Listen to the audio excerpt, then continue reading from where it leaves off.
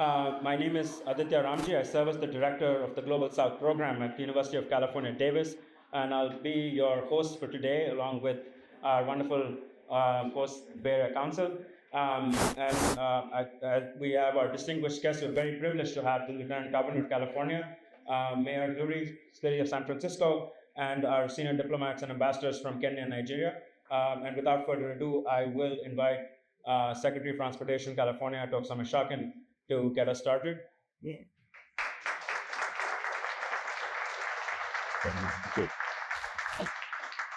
Wow, this is amazing. Good afternoon, everybody. Happy Global Earth Day. Yeah, it is Earth Day.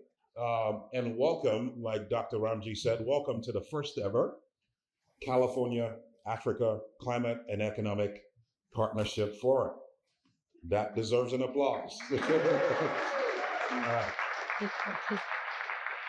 have never done anything like this before, and there's a lot of excitement about the potential from the conversations that we're going to be having today. We've been having these conversations for months and a couple of years, but even from this forum that you're all attending this historic forum today, even more to potentially come. I'm going to thank several people, and I'm going to, of course, introduce him a little bit later, but I got to give a shout out to Mayor Lurie. I've been hanging out with him for the last 24 hours, but yeah. He was saying yesterday with some opening remarks, opening comments at the San Francisco Climate Week, which is why we're all here. He was saying this has now become the largest climate gathering in the country in a matter of 2 or 3 years, which is just absolutely amazing. Yeah, that this is happening. So kudos to you, thank you, Mayor Lurie, for the partnership with the state of California and the amazing work that you're doing in the city of San Francisco. So a very warm welcome to all of our partners from the continent of Africa. Kenya, respectively, is roughly 10,000 miles away from where we are. Nigeria is 8,000 miles from roughly away from where we are. So they have come a long way. You will hear from them in a little bit. We're excited that you all are here to represent the continent and, again, the potential partnership that we have. Earth, our one and only home, is our one and only home, and it's been challenged and ravaged, as we all know. Flooding, drought, fires, sea level rise, just to name a few things, are some of the devastating impacts that we're seeing. The ripple effect is distinct. Our entire ecosystem is shifting, infrastructure impacts, food scarcity, human health, on and on are being impacted. This is why climate action is a key value of Governor Gavin Newsom's administration. Also, one of our transportation agency's core 4 values. Safety, economic prosperity, and equity make out the rest. This climate change issue, as we know, is urgent. It's a reality, not alarmism that is happening. We must respond with intention and agility to address the challenges that are before us. We're grateful for all of you in this room today. Many of you have the authority to help do what is necessary to reverse the effects of climate change. We all share this substantial burden, this massive responsibility. We have an important job to do. Our industry, all of us, our respective industries, our work here is vital. Work done with eyes on generations to come, our children, our grandchildren, centuries to come, all that work, that outlook is very important. We must ask ourselves a crucial question. How do we want to be perceived in the future as we approach this work?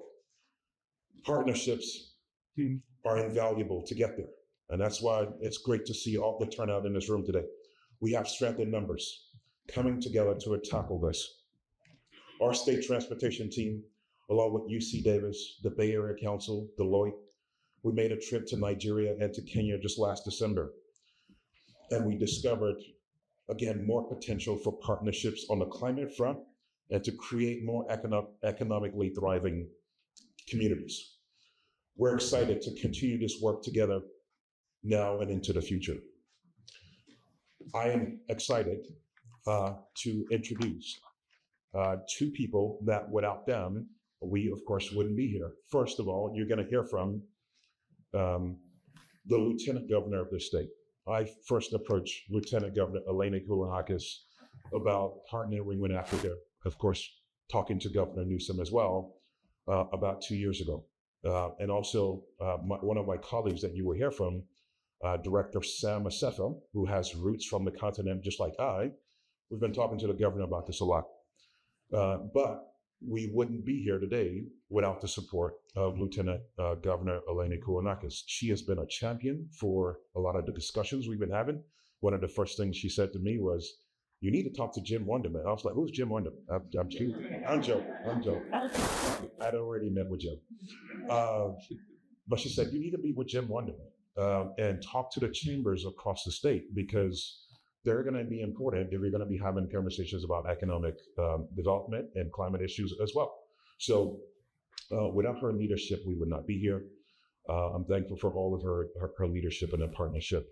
And also Mayor Lurie, whose amazing city that we're in. I'll tell you that it's only been, 3 months, Mayor? 3 or 4 months? And the honeymoon is strong, boy, I'll tell you.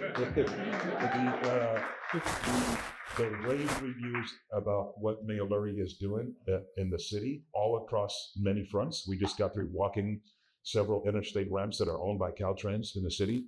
The reviews are in.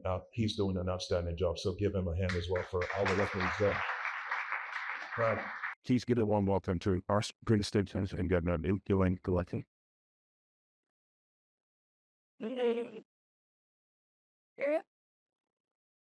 This one look or figuring? No, but Okay, it's just for show. All right. He's someone to does very the shocker. Mr. Mayor, honored guests from Africa, Director Asefa, and I believe Chairman Koch should be here as well, or on his way. The biggest generals and that and to both say guests, friends, although it's honored to see here with you all this afternoon to provide a few welcome remarks at California's first Africa Climate Forum. And what a better time to hold this conference than during Climate Week. So, Mr. Mayor, thank you and congratulations for bringing so many leading and passionate climate expertise to the city. It is the best way I can think of to strengthen San Francisco's leadership and the nation when it comes to protecting our precious environment. And so the day could not be better, and the subject could not be timely. So as Governor Newsom's representative for international affairs and trade, I want to pull out several of our honored guests here by name. Kenya's climate envoy, Ambassador Ali Mohammed, is here. thank you. Nigeria's special presidential envoy on climate change, Dr. Nikiruda Magwekwi. Charge d'affaires of the Nigerian mission to the United States, Ambassador Samson Itegoju. And Consul General in Kenya in Los Angeles, Ambassador Ezra Chiloa. In his remarks last May at the Vatican Climate Summit, Governor Newsom quoted an actor proverb that says, "If you want to go fast, go alone. But if you want to go far, go together." That is why we are here today, because California wants to explore ways we can work together with our African partners for addressing the challenges posed by climate change. The Colombia's global leadership in advancing partnerships to combat climate change is well known. We are fortunate to have here with us some of your state's leading authorities on this subject, starting with you, Tokes, because certainly are the catalyst for this event. And really, it started, as you noted, a while back when you arranged your visit to Africa last December and worked to create this vision for enhanced economic and people-to-people contacts with the countries in Africa. And all of this has paved the way for this employment exchange. Likewise, Director Stanley Estefa at the Governor's Office of Land Use and Climate Innovation, who accompanied the governor to the Vatican Summit, you too, Joseph, have been instrumental in focusing attention on the threat it poses to the global south. And Sheriff Hochschild of the California Energy Commission, who leads our state's efforts to develop new renewable energy sources and technologies that promote energy efficiency and innovation. These are leaders from state government, and you're going to hear from all of them later today. And I'd also like to call out Chancellor Gary May of the University of California at Davis. Chancellor May.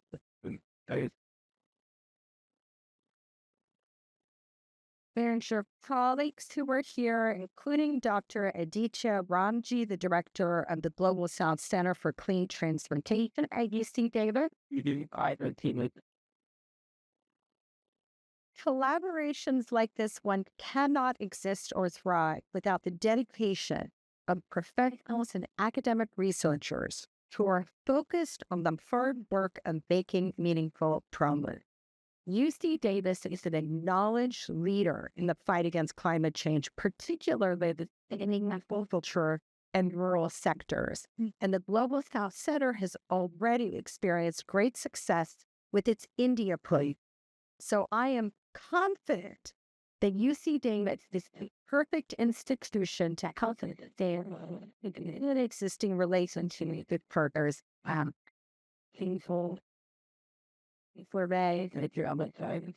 This relationship continues to grow. So later in the program, you are going to hear from all of these folks who will explain why California and Africa make ideal partners to advance our common goals and objectives in the global effort to transition to clean energy. The first panel you will attend, or you will hear from, is called Why Africa, Why Now? My question is, why has this taken so long? It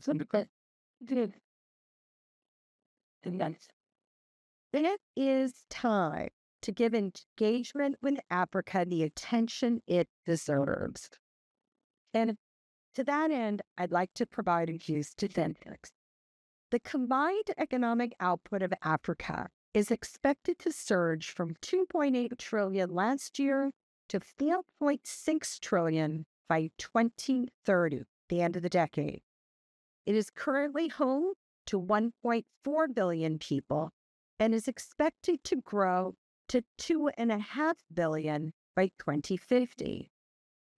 Within the population is a plurality of young people, young, dynamic people who are eager for opportunities for upward mobility.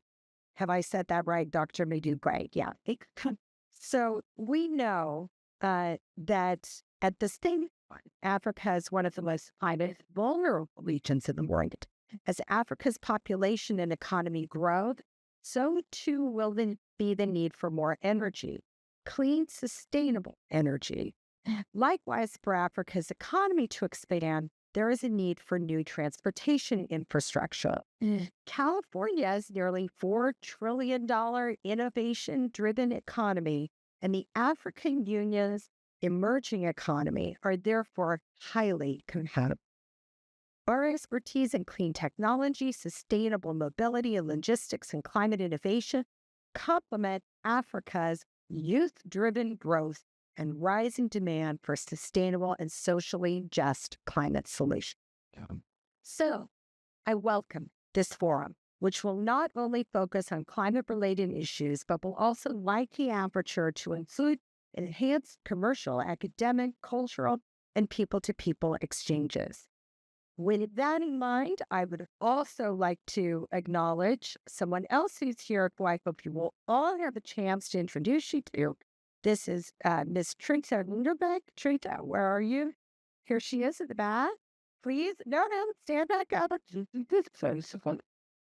Sharon is a trade representative for Africa in the Governor's Office of Business and Economic Development. She is the person who is the forward face of the state's engagement and can help with all kinds of ideas and expansion for partnership, both here and in Africa.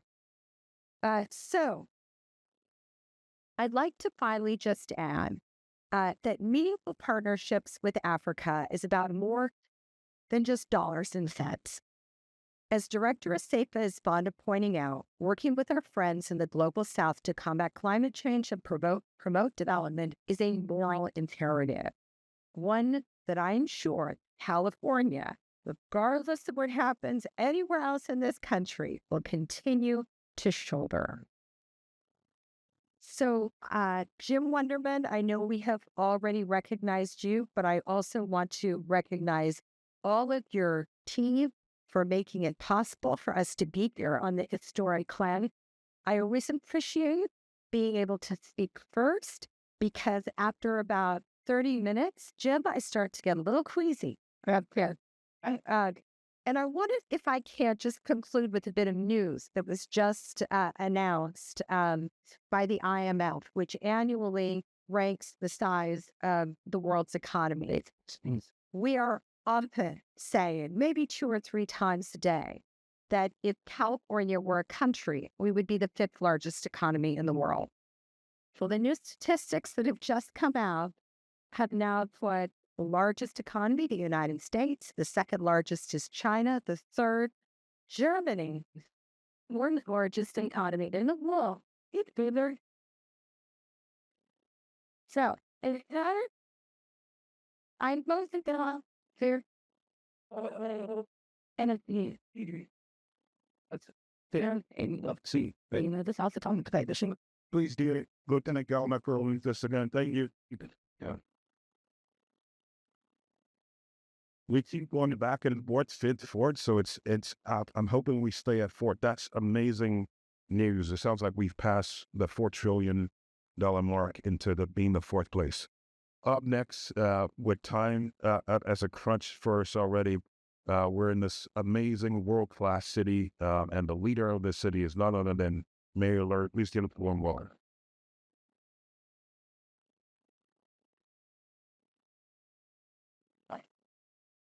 Secretary, thank you. I've enjoyed hanging out with you as well the last day and look forward to more of it. I appreciate the invitation to speak today, and I want to welcome everyone from around the world, from your great countries.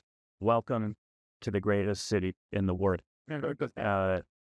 Today is Earth Day, and it's Climate Week here in San Francisco, and we are proud to host what we were told would be around 30,000 to our city, including all of you who are coming to discuss climate city, green technology, and the future of, as the Secretary said, our one and only planet. Events like this is what makes San Francisco so stunning. The ability to put minds from across sectors, and I don't take that for granted. And I hope you all enjoy your time here in this city. And before I talk about climate and San Francisco's role in the movement, I want to share a little bit about where our city stands today. And if you're coming from other places around the world, you know you've seen the headlines over the last couple of years. San Francisco, we've faced our challenges. We are clear-eyed about that. But the energy in this city is shifting. Momentum is building, and there's a growing sense about the optimism about the future, and I hope you feel it too. Just last week, we marked 100 days in office. I've been working nonstop along with my team since day one, but I've got to tell you something. We are just getting started. Yes. We're focused on making our streets cleaner and safer for everyone. helping people experiencing homelessness into shelter and treatment, and jump-starting our economy with events like Climate Week. And we are a city on the rise, and the heart of it is all the incredible talent and innovation that lives here. We're proud to be home of the technology pioneers, clean tech leaders, and climate visionaries. We've long led on sustainability, from pioneering the 3-bin waste system, that's now a global standard, as we all know, to delivering 100% renewable electricity through our Clean SF Power program. But we know that leadership means that we have to push even further. If we want to meet our net zero emission goals by 2020, we have to keep innovating, and we have to do it together. Because when we lead on climate, we create good jobs. We protect public health. We build more livable, resilient cities for everyone.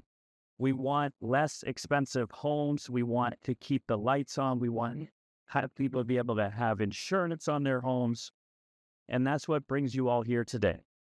You're here, like I am, to build a better future for your families, for your countries, for your communities. And I know there will be a panel, really incredible experts right before me coming up, discussing how we think partner with global leaders like yourselves on sustainable development. And that's exactly the kind of unique conversation that only a forum like this can deliver. And I am really grateful to our incredible Lieutenant Governor, Eleni Kounalakis, our Governor, Tos, our Secretary, for helping to build bridges, not just, between different states, but across the globe and to all of these incredible countries. So thank you on behalf of I'll be here to share what you all know. I hope that you will go home, tell your friends, your neighbors, how incredible San Francisco is. Tell them we're on the rise, and I hope you have a wonderful week here in San Francisco. Thank you all. Thank you, Mary. We hope that this will also be the beginning of city-to-city cooperation between San Francisco, Nairobi, Lagos, and many others on the continent. And next up, we will move to hear from our special guest from Africa. It's my privilege to first invite Ambassador Ali Mohammed, the Special Presidential Envoy to the President from Kenya. Ambassador Mohammed.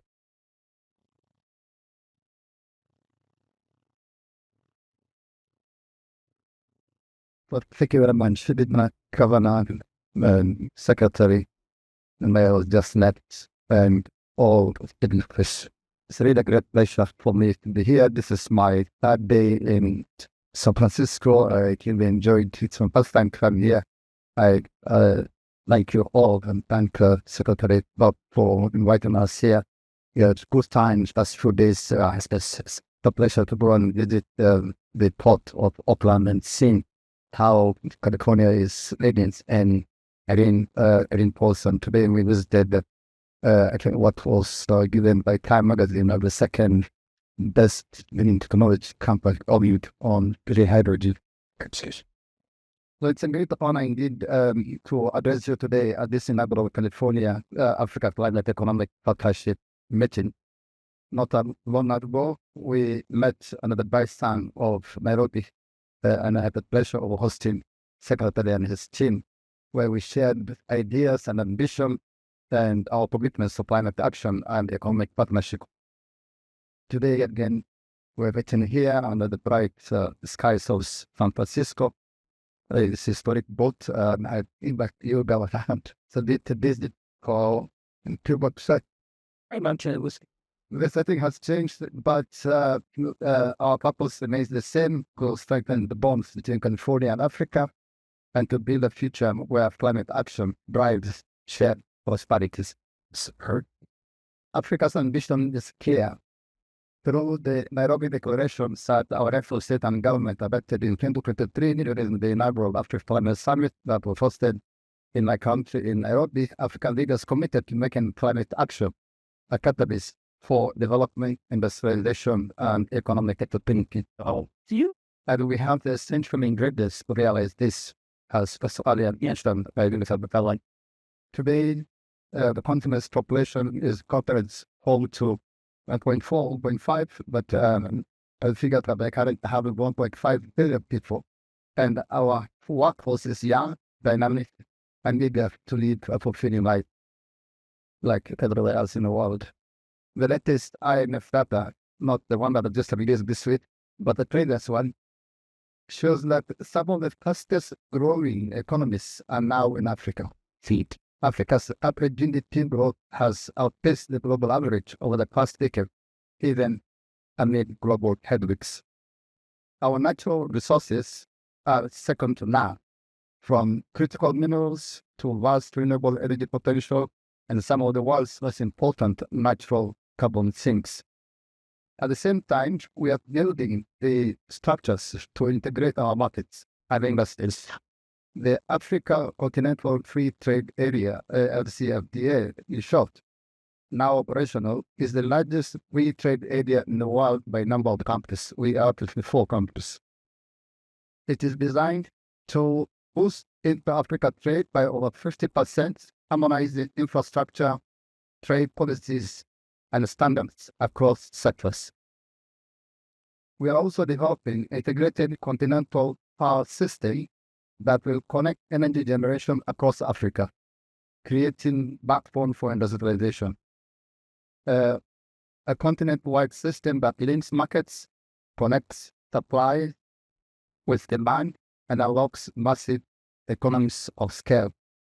Africa is indeed undergoing profound transformation. This is not to downplay the challenges we face. They are many, but the narrative has changed. We are laser focused on the solutions and determined to shape a climate-safe, economically vibrant future. And our choices will have consequences for the entire world. By 2050, as you said, Richard Kamana, Africa will host 1/4 of the world's population, 2.5 billion human beings, 1/4 of the world's population, massive market peak. In the space of a generation, it must not only bridge the line gap that already exists, including, for example, the 600 million people still without access to electricity, but also build the infrastructure and resilient livelihoods for 1 billion more. These are large and unique challenges, but it's also our chance to reimagine what is possible, to build systems that are clean and resilient, free from burdens of legacy infrastructure, to harness the knowledge and technologies of the 21st century to lead to a sustainable and competitive future. And we have a proven record that we can leapfrog. Kenya's leadership in mobile banking, for example, through M-Pesa revolutionized financial crisis. Today, we are applying the same spirit to clean energy, agriculture, and digital technology. Kenya, like many African nations, is already demonstrating this path forward. Today, over 92% of Kenya's electricity comes from renewable sources, and we are one of the leading countries in the world in renewables. From geothermal, from wind, from hydro, and from solar. Projects like the Turkana wind power, the largest in Africa, not only supply clean energy, but also drive green jobs creation and economic empowerment. We have a set of high ambition. We have set high ambition for ourselves to build 100 gigawatts by 2040 to fuel modern industries and become a global hub for green markets. We aim to electrify our own transport, climate-proof our agri-food chains, expand our industrial base, and preserve our natural ecosystems, not only for a thriving tourist industry that we are known for, but as a vital carbon sink for the planet. And this is where our partnership becomes critical. California, with its leadership in innovation, clean technology, and climate policy, is a natural and strategic partner for Africa. Your experience in scaling solar and wind energy, electrifying transport, and building resilient communities offers unique insights. And California is not only a leader in the United States, it is a global economic powerhouse shaping the industries and technologies of the future. We are ready to partner with California to pioneer new solutions for green economy. And your private sector will find in Africa willing partners and dynamic markets ready to demonstrate that future-proofing the economy is not only a necessity, but a sound business investment. The California-Africa Climate Economic Partnership that we launched today is an opportunity to turn shared aspirations into real action. Together, we can build renewable energy that electrify transport, our industries, and innovation hubs. We can scale clean economic solutions for both urban and rural communities. We can foster research and innovation partnerships and drive breakthroughs in adaptation and resilience. Our partnership is mutual investment in a shared future that will deliver global benefits for stability, for growth, and for climate convenience. We may be continents apart, to say 10,000 kilometers away, Kenya, and 8,000 kilometers from Nigeria, but we face shared realities and we are united by an unbreakable spirit. California knows firsthand the devastating impacts of climate change, and we sympathize with all the tragedies that we in California, from wildfire and sea droughts and extreme weather have shaped and reshaped your economy and your communities. In Kenya and across Africa, we confront similar risks: floods, prolonged droughts, rising temperatures, and growing threat in food and security. Yet in both places, the response has been the same: innovation, resilience, and a deep-rooted spirit of entrepreneurship. It's in these shared experiences and this shared spirit that will make our partnership stronger. The groundwork has been laid, and thanks for the visit once again, Secretary. The opportunity is clear. Let us work together to ensure that climate action fuels economic opportunity, that innovation serves development, and that cooperation bridges continents. I thank you for very much for your question. Yes. Wow. Thank you, Ambassador Mohammed. From East Africa to West Africa, it's my privilege to invite Ambassador Sampson Virgin, the Charge of Affairs to the Nigerian mission to the United States.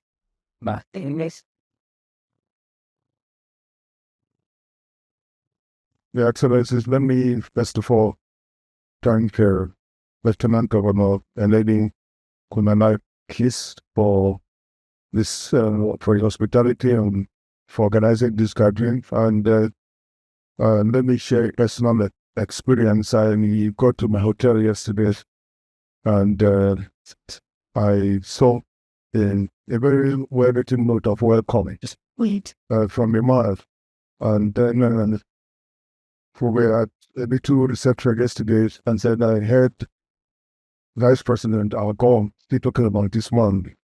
And he said that Iman Abode spent 3 months in office and doing groundbreaking things. I said, it's the same one. So, unfortunately, he has left here, but I really want to thank him for the love and the way he's going is a man to watch. So, for my sake and in his absence, please, can we give him a big round of applause?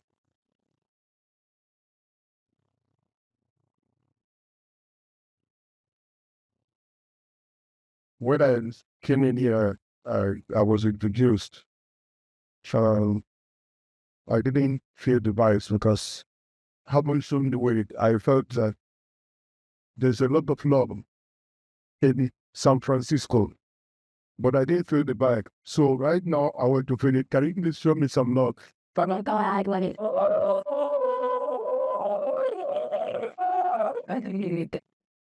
Okay. Thank you so very much. Let me from the outset thank the organizers for putting this event together and for the excellent facilities they are putting in place for our use. I also want to thank the organizers for the invitation extended to my Honorable Minister of Foreign Affairs, His Excellency Ambassador Risu, my Tamatuga. He wanted to be here himself, but the very short notice of the invitation and the fact that he had to deal with other equally pressing state matters, he directed that I must be here. And so that is why I'm here. And I'm also very pleased that I came. Distinguished ladies and gentlemen, this prestigious gathering brings together leaders, visionaries, and investors united by a common goal to explore ways to address climate challenges while also driving economic growth in Africa. In the face of the pressing challenges presented by climate change, it is crucial that we engage in meaningful discussions on innovative solutions and collaborative efforts that pave the way for a more sustainable future. Climate change poses significant challenges for the world. My senior brother has talked about Africa, so I'm going to be very specific on Nigeria. In Nigeria, climate change is manifesting in increased flooding, persistent droughts, desertification, and food insecurity. These environmental impacts threaten not only our ecosystems, but also the livelihoods of millions of Nigerians. In this context, proactive climate action is essential not only to safeguard our natural resources, but also to spur economic growth and development. That explains why one of the most significant aspects of our economic landscape is our commitment to sustainable practices as outlined in our National Climate Change Policy. Nigeria recognizes the importance of investment in renewable energy sources, and we are well positioned to capitalize on our projects in solar, wind, and hydropower, thus meeting our energy needs while reducing greenhouse gas emissions. It was on the strength of this that on the 24th of August 2022, Nigeria launched a home-grown, data-backed, multi-pronged energy transition plan, which is the country's framework in achieving net zero emissions by the year 2060.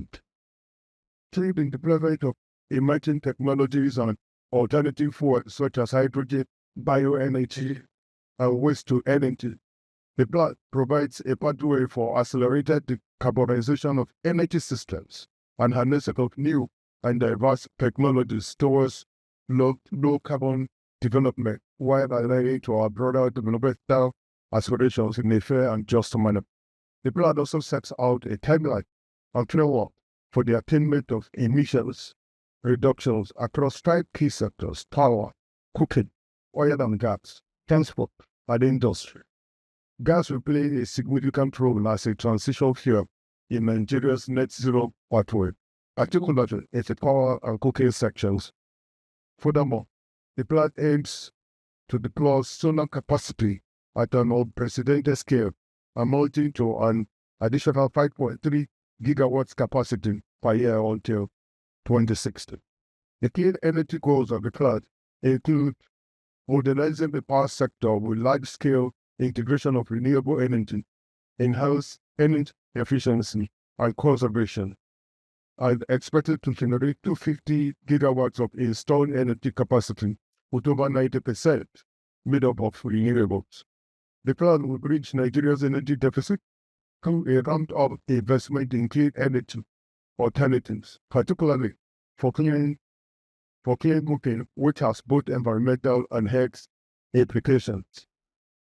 I am also very pleased to inform this meeting that President Bola Ahmed Tinubu has agreed to the New Hope Infrastructure Development Fund, which will be instrumental for the facilitation of infrastructural development across the pivotal areas of agriculture, transportation, ports, aviation, energy, healthcare, and education in Nigeria. The objectives of the fund will include establishing and innovating infrastructural investment vehicles to attract and consolidate capital, serving as a dynamic driver for economic development. Number two, executing strategies and meticulously choosing national infrastructure projects across many sectors, including rural rail, agriculture, ports, aviation, among others. Nigeria energy transition will create significant investment opportunities as it will engender the establishment and expansion of industries related to solar energy, hydrogen, and electric vehicles.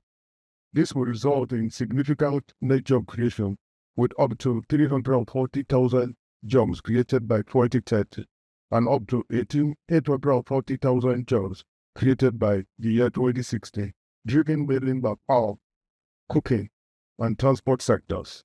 That is why we are excited about the plan. I'm confident that it will guide Nigeria's rapid transition to renewable energy. By participating in these renewable energy initiatives, investors will not only support Nigeria's climate goal, but also help secure energy access for millions of citizens, thereby driving inclusive growth. Distinguished ladies and gentlemen, why is Nigeria attractive for investment? Nigeria is the largest economy in Africa. By the year 2050, Nigeria is estimated not only to be the fastest growing economy in the world, it will also be the third biggest population in the world. We have 26 years of unbroken democracy with full separation of powers among the executive, legislature, and the judiciary. We have a large internal market with access to the regional and continental markets. We have a trainable workforce with competitive wage demand. Also, there is availability of arable land across the country, including 3.14 million hectares of irrigatable land. We have favorable weather conditions that support all year-round agricultural activities. We have known and mapped out soil characteristics across the country to guide crop cultivation. There is considerable size of disposable income by the population and a predictable macroeconomic policy framework. Above all, Nigeria has a supportive government policy that is geared towards industrialization. In the same way, Nigeria also offers deliberate design mouth-watering investment incentives to support private sector participation in the sectors. While some of these incentives are in form of tax holiday exceptions and reliefs, there are many more that leverage on specific government policies performances of the companies as well as relevant international investment treaties. Some of these are income tax relief for a period of 5 years renewable, 0% import duty tariffs for import of agricultural equipment and agri-processing equipment, exemption of interest from tax on loans granted to agricultural activities, avoidance of double taxation agreement, which eliminates double taxation with respect on income and capital gains, investment promotion and protection agreement, which provides reciprocal baseline protection for investment. The success of our initiatives to improve ease of doing business is reflected in our reforms that creates a more conducive environment for investment. We have made significant strides in streamlining processes such as business registration and obtaining construction permits, enhancing the overall attractiveness of our investment landscape. These efforts demonstrate commitment to creating an investment-friendly climate. However, as investors today are increasingly required to be environmentally conscious, Nigeria is actively working to foster an ecosystem that encourages sustainable business practices while addressing the realities of climate change. We invite you to join us on this journey, where your investments can contribute both economic growth and environmental sustainability. By collaborating, we can build a resilient and prosperous future for our nations. Agriculture, which employs over 70% of our population, is a cornerstone of Nigeria's economic identity. The agricultural sector is open to private participation and investment opportunities across the various value chains. The categorization of these includes mechanized crop production such as rice, maize, millet, cassava, sugarcane, tomatoes, and detached crops such as cocoa, palm kernel, rubber, amongst others. Food processing and preservation across the value chains of the sector, beef processing and marketing, fruit juice, canned fruits, beverages, and confectionery, cash crops processing like cocoa, palm kernel, rubber, and others, exploitation of timber and wood processing activities, livestock cultivation, dairy and aquaculture development. By the way, the government of President Bola Ahmed Tinubu recently established the Ministry of Livestock Development to further underscore the government's seriousness in developing this sector. We also have opportunities for agricultural input production, especially in machinery, commodity trading, and transportation, development and fabrication of appropriate small-scale mechanized technologies for on-farming processing and secondary processing of agricultural produce, production of improved seeds and agrochemicals, production of veterinary drug, vaccines, chemical, feeds, and feed ingredients. Our government is therefore dedicated to enhancing agricultural productivity through innovative and climate-resilient farming practices. With our extensive arable land and rich biodiversity, Nigeria offers remarkable investment opportunities in agribusiness. Investing in this sector not only strengthens our national food security, but also promises substantial returns. And looking to the future, the technology sector stands out as a beacon of opportunity. Nigeria is rapidly establishing itself as a leading digital hub in Africa, characterized by a vibrant technology ecosystem, energized by a tech-savvy youthful population and increasing internet access. The prospects in fintech, e-commerce, and health technology are extraordinary. There are also investment opportunities in oil and gas, infrastructure like roads and power, textile industry, brewing industry, services sector, and in the entertainment industry. This is the opportune moment to consider Nigeria as an investor destination. Your contributions will significantly impact not just financial returns, but also contribute meaningfully to the broader economic transformation. We acknowledge that implementing the LCCP requires substantial financial resources, which is why Nigeria is dedicated to establishing an enabling environment that attracts both domestic and international investment in green technologies and sustainable practices. By fostering partnerships and establishing financial mechanisms, we aim to facilitate access to climate funds and develop innovative solutions to respond to our climate challenges. Indeed, the magnitude of the challenges we face demands collaborative efforts and innovative solutions. Our engagement with California Africa Climate and Economic Partnership, which I want to call CASEP, symbolizes this collaboration, representing an opportunity for transforming change. CASEP provides a platform to acknowledge, exchange, and technology transfer, which will enable Nigeria to benefit from California's world-class expertise in clean technology and sustainable practices. The partnership should also facilitate mutual economic benefits, provide Nigerian businesses access to California markets, and pave the way for investment in sectors such as clean energy and sustainable agriculture. This collaboration will not only stimulate local economies and job creation, but also enhance workforce skills, the critical component of our shared vision for a greener future. Your Excellencies, ladies and gentlemen, let me conclude by noting that the California Africa Climate and Economic Partnership is not merely a vehicle for growth, it is a catalyst for shaping a sustainable and resilient future for both our regions.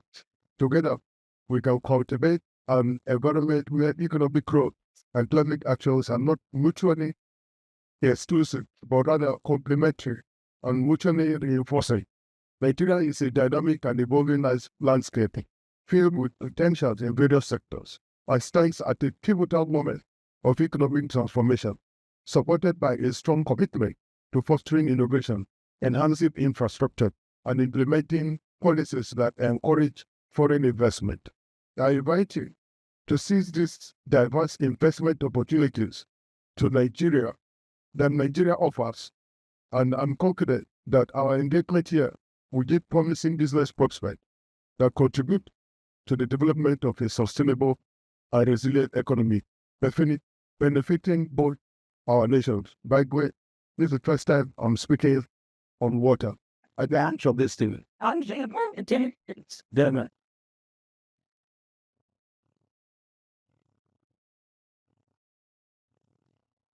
Thank you, Ambassador.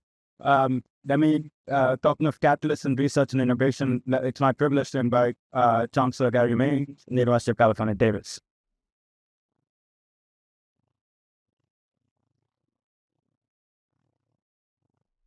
Thank you. Good afternoon, everyone. It's an honor to share this forum with such distinguished people, leaders, and partners in Africa and California. Our common commitment to advancing sustainable development, fighting resilience, and inclusive economic growth through meaningful collaboration driven by research and innovation is at the heart of these critical conversations. Building on that shared commitment, we at UC Davis are deeply invested in the collaborative pathways and expanded opportunities that will emerge from this forum. At the outset, I'd just like to thank Governor Newsom, Lieutenant Governor Galakis, Ambassador Mohammed, Ambassador Taboje, Secretary Onshakin, all for their vision, leadership, and commitment for this significant cooperation.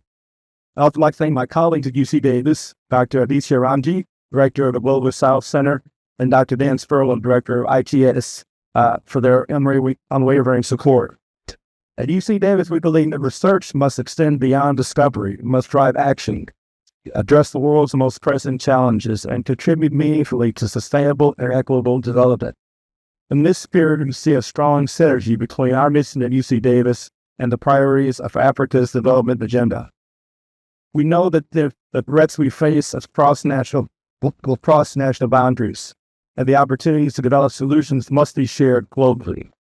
Only solutions rooted in inclusive dialogue and respect for diverse perspectives if hope to meet and scale on the challenges ahead. Our collective action must and will rise to this moment. Despite geographic distance, Africa and California are confronting similar challenges.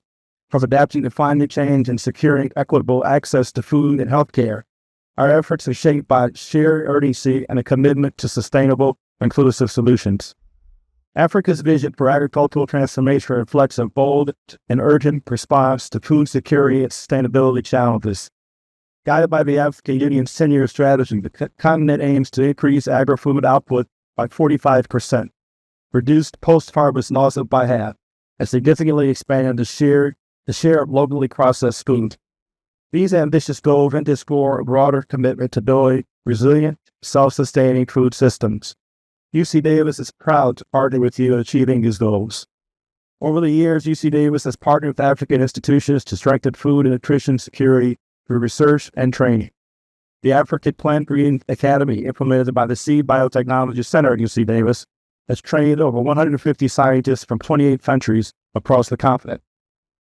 Through Feed the Future Innovation Labs, our work has supported drought-resilient crops, improved poultry genetics, and developed climate-smart tools.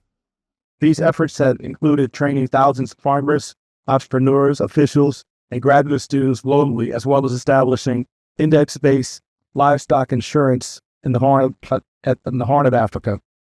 Health systems across Africa are transforming too. The Africa Centers for Disease Control and Prevention is leading efforts to strengthen health financing, while governments in Southern Africa are investing in climate-resilient infrastructure and scaling community health workforces.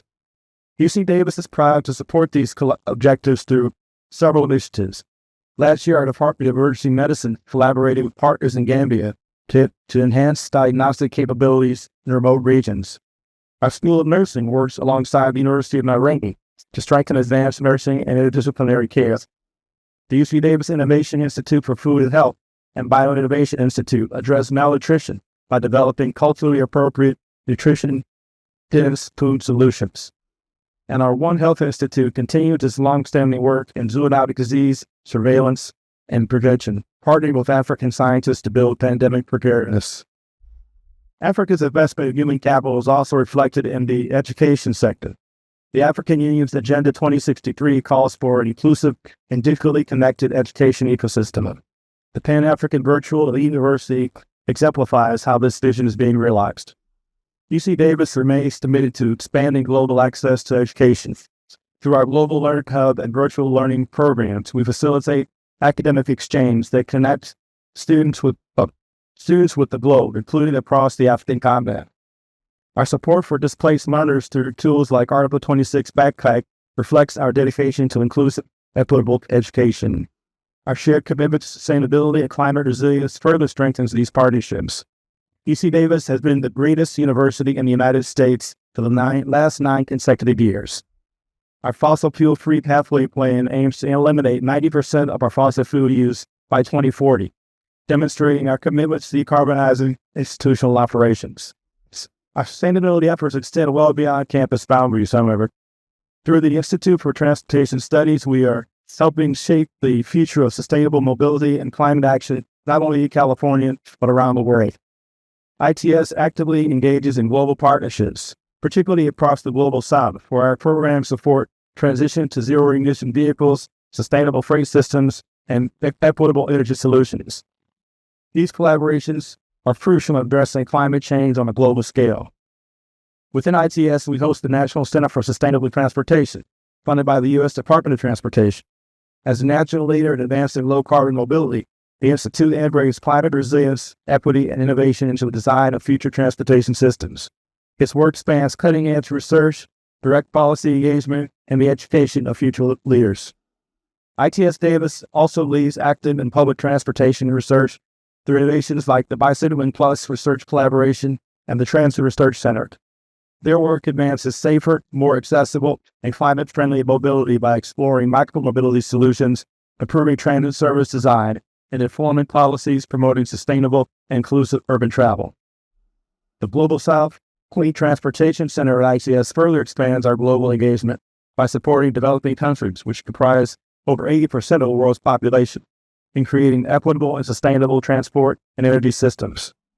The center works in close collaboration with country governments, the state of California, multilateral agencies, leading think tanks, and national governments of countries in the Global South to advance research and policy dialogue across priority areas.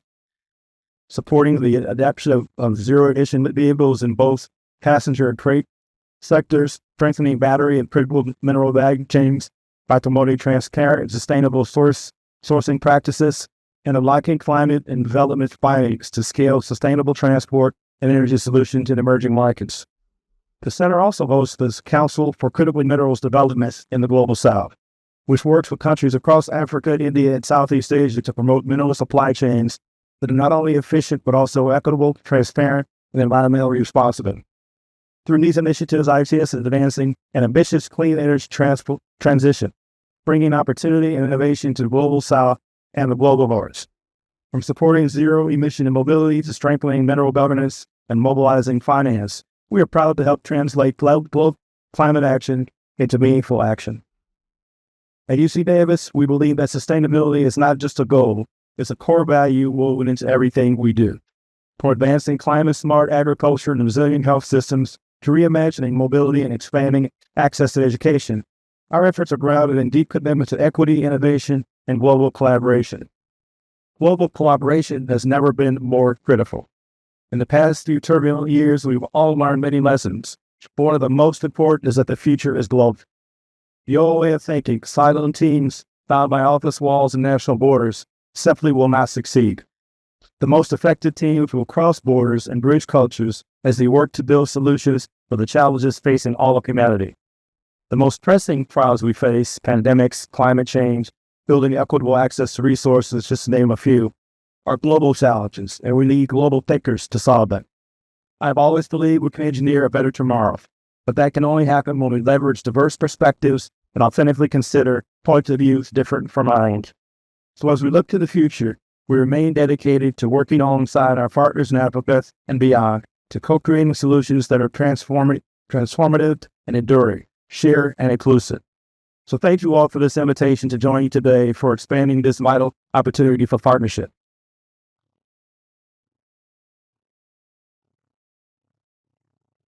So thank you, Chancellor May. Now it's time to move into two very interesting conversations. And as I invite the panel up on stage, Ambassador Ali Mohammed, Dr. Matt Wake, Secretary of Shopping's Director of CEFA, and I'm going to call in Jim Khatib and John was to join us on the stage. And it will be my very distinct privilege to invite Jim Wonderman, the President and CEO of the Bay Area Council, to set the context and agenda before we move into this conversation. Jim. Thank you very much. First of all, welcome to, for those of you not in San Francisco, welcome to San Francisco on this incredible Earth Day and Climate Week. And welcome to the Bay Area Council and the Climate 100-year-old historic ferry system, which is our home. And today is your home, so it's great to have you here, members and friends and supporters. And we had great to hear from Chancellor Ney, who probably doesn't know that he's also my boss because I'm a professor at UC Davis, 1 quarter a year in the Graduate School of Management, and it's great to have UC Davis as a part in it. And my both my daughters attend UC Davis, and the other one was studying animal science and was working on a project studying the greenhouse gas and impacts cow belch 15 years ago. I don't know if we solved that yet, but I have been to a couple of places in the region in which which meat and chicken are being considered, but there's no cows and there's no chicken. So we're beginning to get the notion that we might be able to produce food for the future of the planet without having to destroy this planet at the same time, or do we be cruel to animals. So again, thank you very much. And we have a terrific cow, and we might be a little behind. So I do want to be very, very quick. It was not that long ago, last year, when Secretary Selma called me and said that he really wanted to pull together the delegation to Africa and begin this economic climate partnership with Africa. And he said that Lieutenant Governor Spindalakis turned him on to me and said, you need to talk for the Bay Area Council and one of them, and everything helped us because we've done a lot of international work. And I will say we pride ourselves on, as Chancellor May was talking about, the value of global relations and conducting and solving problems at a global scale. And I do want to recognize the Lieutenant Governor, who in her 70 years of service has just been an outstanding, incredible leader in bringing California together with the rest of the world. I don't think that he cut the pillars out.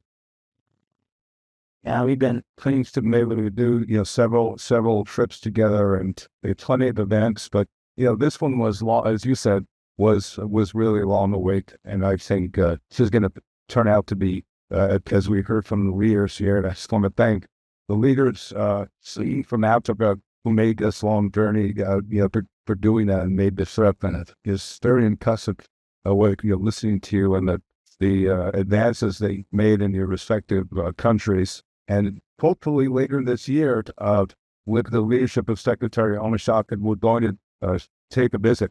We already did a pre-visit to make sure we should do a big visit, and we plan to make a big visit to Africa, hopefully later this year. And we're invited to come, and you should come. And that can really set the stage for this partnership to be a huge success. Mayor Lord is not here. As was noted, the city is kind of on fire right now in a good way. It's about like in 1906. And he's leading the city with this combination of logic and passion that I think we're able to see. So we're very, very pleased about that. We have worked before as an organization to try to connect Bay Area. We're a business group at ART, and when Meg Whitman was the ambassador to Kenya, we worked with her to bring California business in Kenya. I don't know how many years ago it was dated, but it was longer ago when Connie Nielsen, who is a great actress, approached me. 15 or so years ago, not 15, approached me, and she was in between making movies. You may have seen her in Gladiator 1 or 2 or Wonder Woman. She's a famous actress, but she had shot a movie in Quebec and the Slovene Canyon, and she was really, I can use the word impressed, and we checked it out several meetings, but felt she should do something about the conditions and utilize the relationship she had with people like David, the one I bring back to hear from, to see if we can do something to help folks' lives, meaningful material ways. And so she asked me for help to kind of connect her to people who might be able to help do that. One of the connections I made actually was to UC Davis and my students from my class. And we started a process by which Connie was able to do, but I didn't think anyone could possibly do, is to actually establish the Human Needs Project in Tibera, and which you could visit today. We plan to visit when we're going to visit Africa. And so people are being held, people are involved in a different way. And for a very famous, very successful U.S. actor to make that kind of difference, it means the world to just be able to help out on those things. So it's really rewarding to see, Secretary, the work that you put in, paying off this way. You are the one who did this, and he's a tough customer, very, very insistent, saying we're going to do this, and he's absolutely doing this. And I hope you'll join us on the delegation when we do it. As I said by all the speakers, we do have shared challenges. None of us are facing climate change alone. None of us are facing the challenges that go with urbanization, with economic development, and this is a real opportunity for us, despite the distance between our societies, to really make progress together. And just in some of the pre-discussions that we had, I'm just incredibly impressed. I did want to thank for putting this. These events don't just happen because we will them to happen. People put effort into make it happen. So all the folks associated with Tokes' administration, and there are a number of people who are here. Thank you so much for your work. To make it happen, and they trod down the wall with their arms and their hair like that. I was having it. Alex Ford is a key organizer for the Mayor Council. So we mentioned that and we've had several sponsors who made this possible today.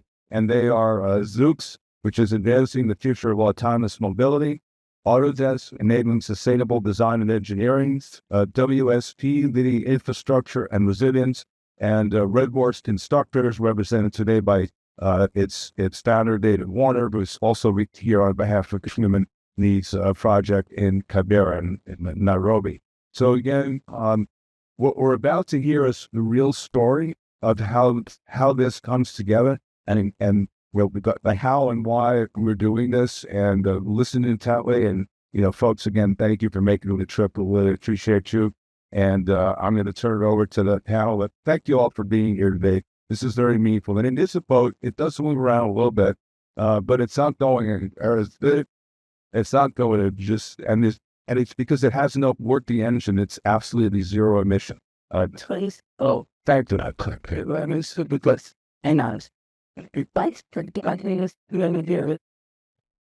Jim, as Jim said, this is really a story. Almost everyone on this panel right now has been instrumental in where we are today.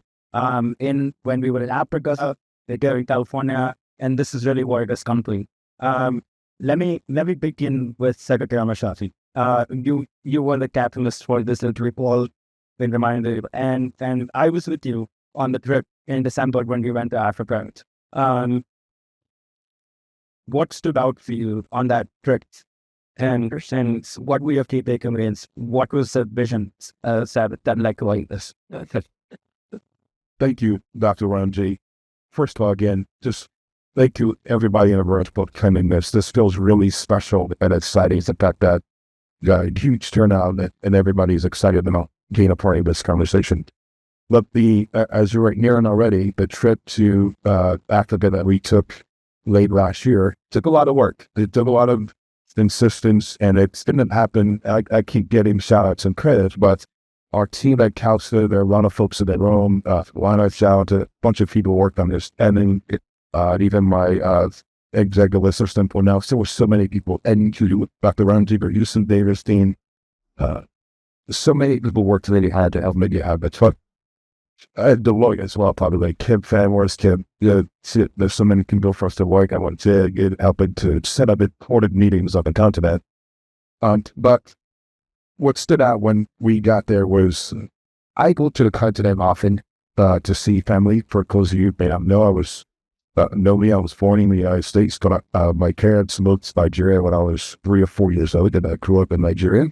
And I moved back to America when I was ISOE.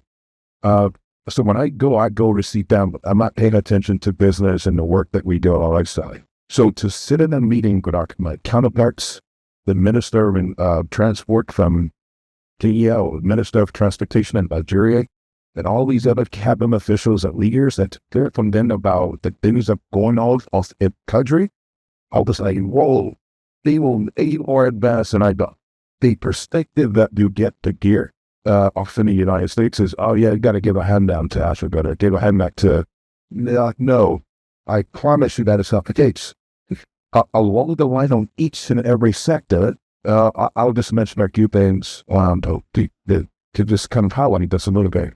But number one, the e-mobility boom that was happening on the continent. Here, the ZEVs are obviously taking off. We're leading the country on ZEVs, zero-emission vehicles that in many cases free the planet. But the approach that Africa is taking is even from a little bit of a two-wheeler, three-wheeler approach, because not everybody can afford it all or to do a ride shit. So all the little scooters and motorbikes that you see, increasingly many of those are ZEVs on the continent, as in particular and yet in Nigeria, and also even transit. There's a huge effort to turn over the bus fleet across the different countries in the continent. So very surprised at how advanced many of the countries were in this front. And probably the most surprising part of all of the discussions together is when we got to Kenya. I don't see Ambassador Mohammed. Oh, he's up here. That's Mohammed. I'm going to steal your topic, boy. He likes to brag about the fact that Kenya is now at 95% renewable energy powering their grid. But that is our get lights.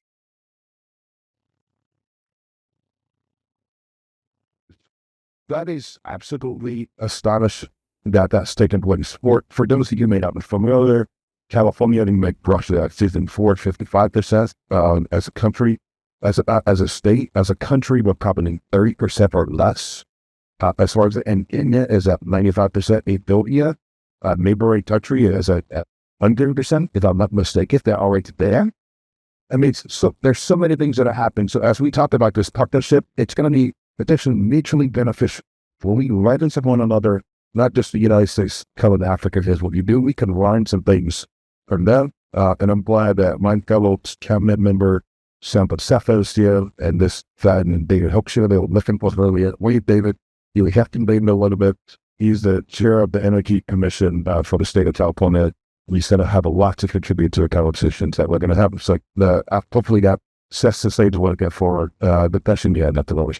Absolutely. Thank you so much, Secretary Mashak. And, just from high level before Dr. Safa come to you, let me just take a moment to bring David. I mean, just to kind of give the other perspective, right? You've been involved in very transformative work right at the community level, right? And partnerships can only succeed when we work at every level. I'd love for you to take a couple of minutes and talk about Wilderness Project, what you've done. And then I'll cycle back with a little bit more on the way to go. But yeah, I said thank you very much for allowing this forum to take place, and thank you for all the support from the universities in the state of California and also all the dignitaries that have arrived. Yeah, I started 15 years ago. Connie, my co-founder Connie Neal says, came from an experience in Cuba, and she said we must do something. Let me frame that picture for you. Kibera, the slum, is the largest slum in all of Africa. It's less than 500 acres, which means Fletchling Central Park. So it encapsulates about 600,000 people that are cut off from all utilities, public utilities, opportunities to progress themselves. So we decided to actually take a holistic approach to building a urbanization model that actually was socially just, driven by the community, and brought huge amounts of opportunities to that communities. And I could probably talk for a half hour on each of the components, but I really want to say what I did. I'm Alon Perklish, an advisor, you see, at the Roswell College. So I went deep into science. I went to UC Davis, Chancellor May should be very happy there. With our use, we went right into to solve the problems. But you look at the world, there's 1 billion people that live in slums today. 3 billion will be 2050. 1.7 wakes up every day without access to water and sanitation. So that sets the stage. But then forgetting about opportunity, forgetting about business, forgetting about learning. But our center was like that magnitude of the problem. So slums are in fact a microcosm of all of our climate problems today. We can solve in the slums a problem that is symptomatic worldwide. I think we have an edge on building off a model that will work. 15 years later, we have succeeded. And I'm just going to go into all the dynamics. I'll give you some numbers, which I think will excite all of you. In collaboration with science and bringing startups from California back to Kenya and Kenya back to the United States, those startups now have a market value of $1 billion in less than 15 years. Some of them skyrocketed in a beautiful year. Well, it's startup for energy, water, and solar. We are the largest bank in the slum. We have 900 members, and we distributed $400,000 in loans. And you have members, $1 a day is the average income. So $400,000 is very significant. We've got 2 or 3 defaults, as in most of our loans have gone into our hydroponic systems. So we are now feeding 2,000 people a day from our own in-house gardens from urban farmers that we have funded through our bank. And these are urban farmers inside of the slum, very entrepreneurial. We have graduated 6,000 people into high-tech jobs. We're training T1, T2, in some cases T3, solar installers, because it's mandatory in Kenya that every structure has a solar component in it. We are sanitation engineers. We are moving 20,000 gallons of their Davis design sanitation system that we actually programmed on in Willows or Caltrans. And we trusted it on the truck stops out in Willows and brought it to Kenya, and now it's back here using the hypercharged Quavo systems, which was one of the startups. We have developed and distributed about 8 to 10 million gallons of fresh water from our own borehole, fluoride free. We are now distributing into the marketplaces, businesses like restaurants. We have an artist studio. We have learning systems. We bring students and entrepreneurs here every year to the fairs on the Environmental Leadership School at UC Berkeley.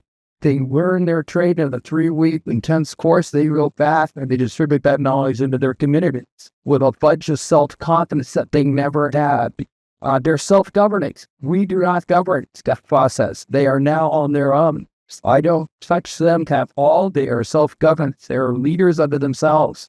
We train in computer science, banking literacy, business opportunities, and also the special craft of audio. We've cut, I think 3 of our artists have now cut albums and they're now gone free. 2 of them hit the #1 charts in Kenya. So if you look at Kagera as a microcosm of what could be, and you establish an anchor over to California, and that anchor brings science back, and then science back to us. This is the collaboration that I love. It's boots on the ground. I love getting things done quickly. We don't mess around with Human Needs Project, and we want to scale up. We've raised enough money now to do another center, and I want to duplicate this model. We have the data that makes sense, and we know it works.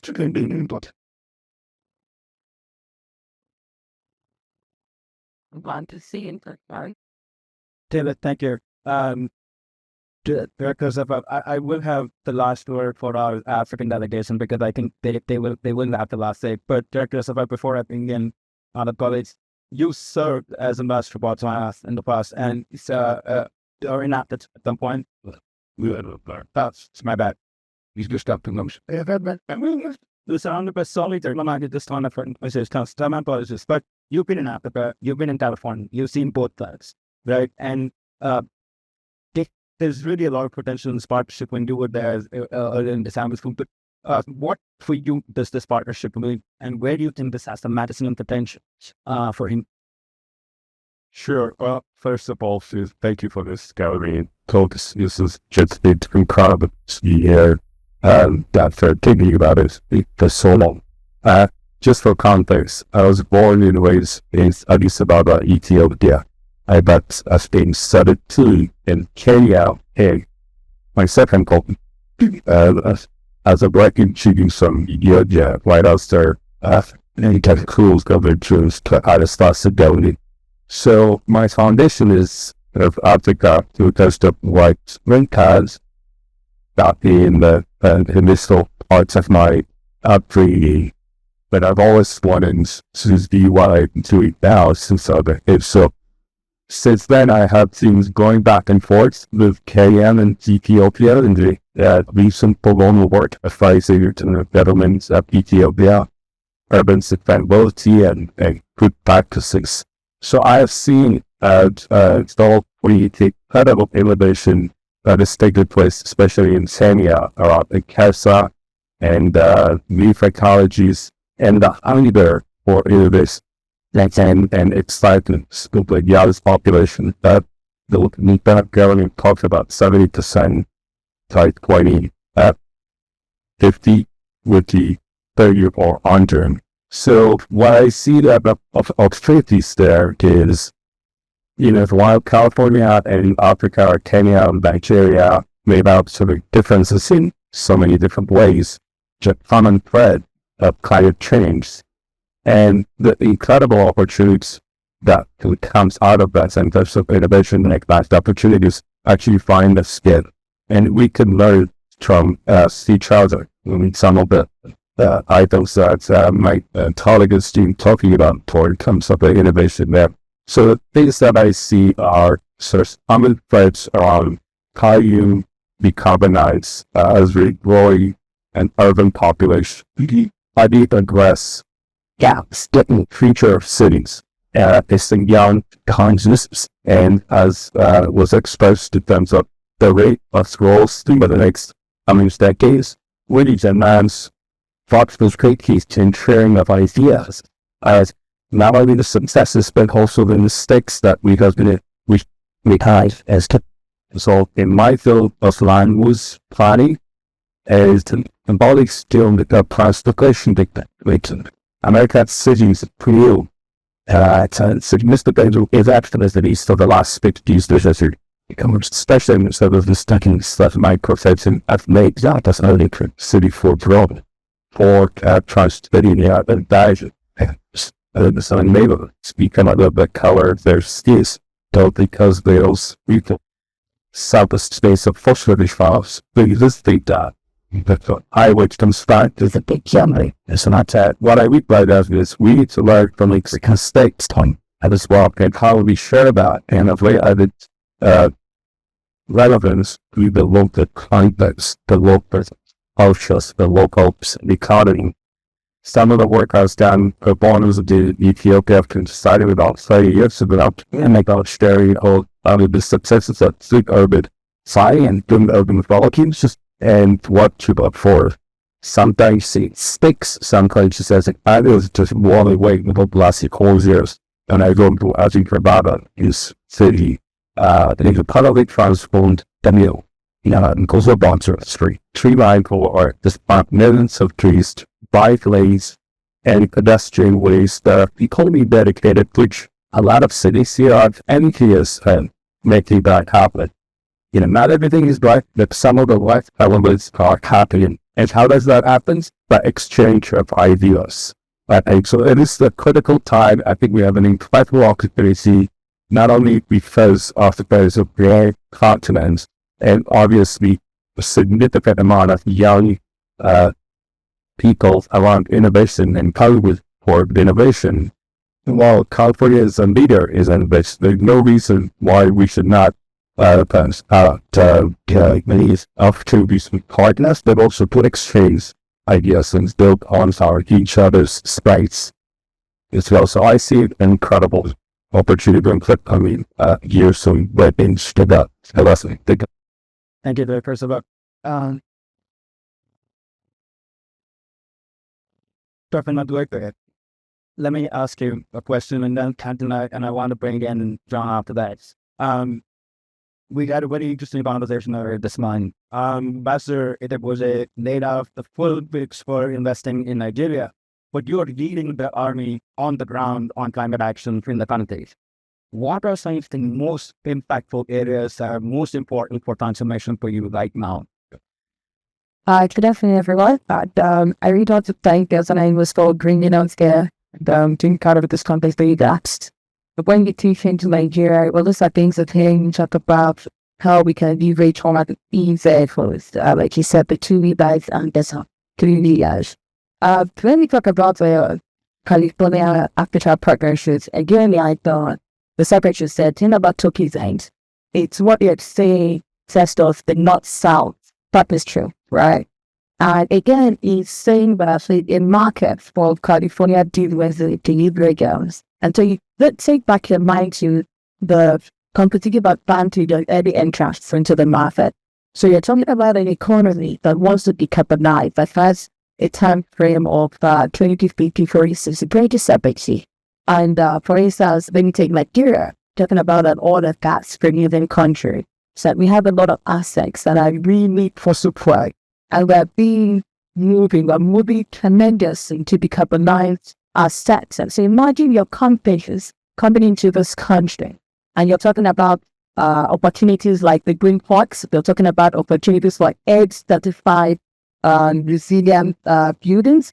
You're talking about climate smart agriculture, knowledge sharing, and like I said, what are the immediate issues for us? Image. So again, Nigeria is a fossil fuel producing country. Crude oil, I must say. So we produce crude oil. We sell our crude oil, but we export refined products. Right? Energy poor country. But you want to see potential like that. It is over 220 million. I'm not getting wrong about what the ambassador said, but I'm talking about the huge markets. So what companies in every country in California, do you see the potential for you coming into this market? This market, I mean, manufacturing renewable energy solutions. For instance, hydrogen. For instance, solar panel. And again, you're talking about value chain localization. We have the critical mineral in there. So you're not going to import the things. And of course, we have steel. We have something called Jupiter steel, right?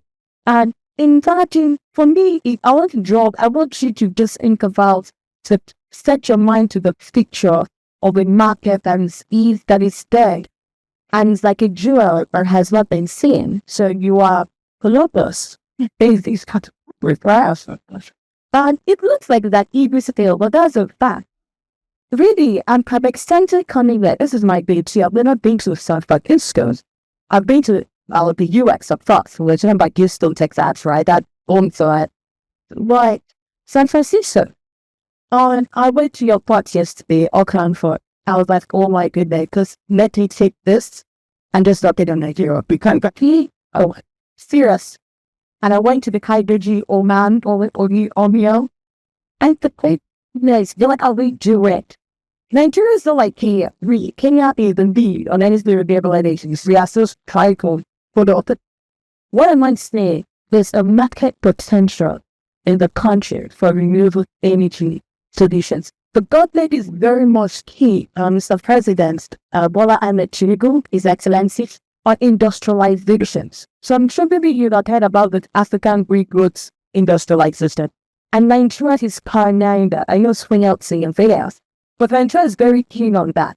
Now let me explain something. It makes a country comfortable for here. to make things. They're not going to have migration. And there's that area that this is going to give a thought to. So we talk about climate change, and we talk about being highly vulnerable to the impact of climate change. Let's talk about existing vulnerabilities that are being amplified by the impacts of climate change. Let's talk about coastal resilience. And I know that, instead of California is doing what is called wetlands restoration. That is another opportunity as well. Nature-based management solutions. And that's an opportunity for the great tech companies to work with the young minds in Nigeria to bring up these solutions. And they'll be able to hit your mind the picture that Nigeria is a market to invest in. Now, not 2 days or 3 years from now, I want to bring you the knowledge of a company called MTN. It's a telecommunications company. I don't know if anyone heard about MTN, but one of the biggest startups, but guess what? We made MTN. Then telecommunications came into the country right in the early 2000s. MTN was the first entrance with a huge population. And again, I want to say, based on digital economy, Nigeria has a bigger lion's share of digital market. Yes, our guys are on this phones.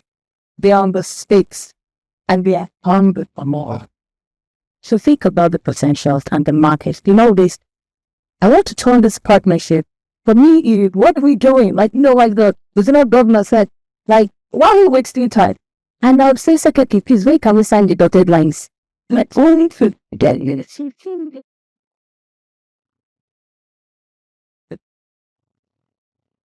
But thank you so much. And I was in Nigeria. I must say, I know the Nigerian delegation will not say this, but I can. When I heard about the fossil fuel subsidy refund last year in August, the massive impact it had on the ground in terms of inflationary pressures for developing countries are unimaginable. But the government has stuck to that. We're running close to a year on that decision, and the government has stuck to that. And I think that goes to the commitment that Nigeria has shown to work side. Talking about hard decisions, John, you deal with some of the most hard to obey sectors transition. We talked about ports, we talked about logistics, shipping, we're dealing with chaos. Talking a little bit about what CalSTART is doing in bringing countries together, especially emerging markets, on these issues, and how you look at an opportunity in that. Great. This is really a special panel, and the whole afternoon is really interesting. I'm really excited about what we're talking about. I'm John Bozell. I'm the president and CEO of CalSTART. 30 years ago, we created this nonprofit organization, builds the clean transportation industry. We said we need clean air, but not at the expense of the economy. And over the last 3 years, we have demonstrated that we can achieve both. We now have over 250,000 jobs directly tied to zero-emission vehicle industry here in California. The conventional car manufacturers left the states, and in stepped zero-emission electric car makers, bus makers, truck makers. China is one of China's largest electric car companies, chose California to make its electric buses and trucks as its first location in the United States. Basically, let's make that happen in all of the country. That's what I want to see happen. We worked very hard to make there was a lot of excitement about electric cars, and a lot of countries started to say they're going to go to 100% electric cars. So we said, let's not forget about trucks and buses. And this is really important in the developing world. But the United States, Dan Shirley wrote a book on this, has this incredible car ownership per capita ratio that we don't really want the rest of the world to replicate because it's sort of unsustainable. But the rest of the world has very high percentage of commercial vehicles per capita. Trucks and buses make up a much larger percentage of the vehicle population. We believe that sector can be decarbonized in a really rapid time frame. California has gotten off to a great start. We now have 10,000 zero-emission commercial vehicles in the state, and another 6,000 are either on order or in production. A lot of these vehicles are these smaller urban delivery vehicles, the Amazon, FedEx packages, the ones delivering food to restaurants and to supermarkets. the duty cycles creates work very well with existing technology. At the same time, we are working on the biggest trucks there are, the Class 8 trucks. Our ports, the ports of Los Angeles and Long Beach, have a goal to be 100% zero-emission trucks by 2035. That's only 10 years away. The rate of progress now is for zero-emission trucks of that size is state-of-the-art. Great. I think there's just an incredibly exciting opportunity. All the technology that we see right now is only going to get better and cheaper. In many ways, this is a great time to advocate to grow so quick. You can learn from all the other mistakes and take advantage of all of the technologies. What you've done with digital banking, you've done fantastic. You didn't go out and build landlines. So let's replicate that with renewable energy for the grid and transportation. Let's help all countries eliminate the importation of fossil fuels. All countries can become more resilient, more renewable, and you're saving, keeping all that energy and those dollars in the country. And there's a great opportunity for distributed manufacturing of all these new trucks and buses. They can be built in all these other countries. They don't have to be built just in Germany or in Sweden, elsewhere. So I think it's a tremendous opportunity. Our organization works very closely with UC Davis. I guess I'm very honored to be on the board of the ITS, also at the Davis graduate, which I'm very proud of. So I think this is just like a great opportunity to see the population will keep growing incredibly in Africa, but to do it right and to show the rest of the world how it can really be done. And I just want to say that California is with you. We are laying into this. I'm deeply sorry about the policy that Gretchen, our federal government, is taking. We have a moral obligation to the rest of the world to address the climate threat. And it's a lost economic opportunity for the United States if we don't move ahead with it. But California is. We are moving ahead. And it's super exciting. And I'm very happy to be part of this event. Thank you, Plan. That's the moment. With this last 2 days on the trip in December, I can't come to imagine this wonderful combination of Nigeria and Finland. The largest economy on the continent. What happens in Nigeria happens in Africa. Kenya's entire African Union leadership on time. You both are most uniquely placed to drive the next phase of Africa's growth in climate sustainable. Tell us a little bit about how the African Union is coming together on regional cooperation and the role that it's in and why that is so important and where it's the California partnership stick from that hat. Well, thank you very much. First of all, really, after again, appreciate to the jurisdiction and the secretary and his team. And thank you all for coming to this event. And I'm very just want to run this question. I really want to appreciate what the regime with that team. And that's the work they're doing and together that is very happening. I come from Nairobi.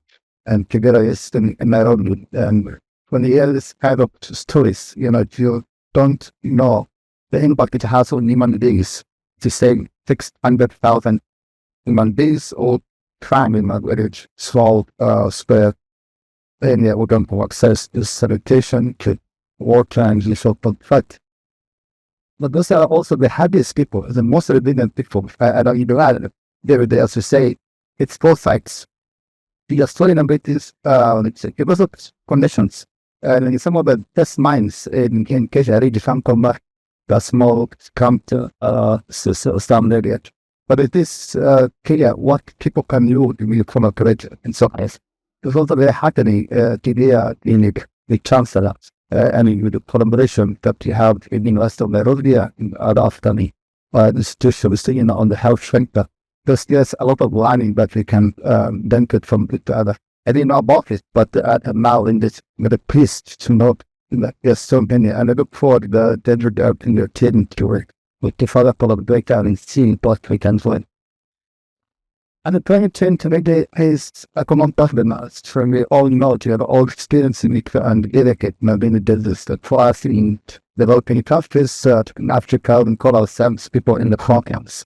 We really, I come from the part of Africa, so probably not aware how Africa is one of the most devastated areas the world when it comes to drugs.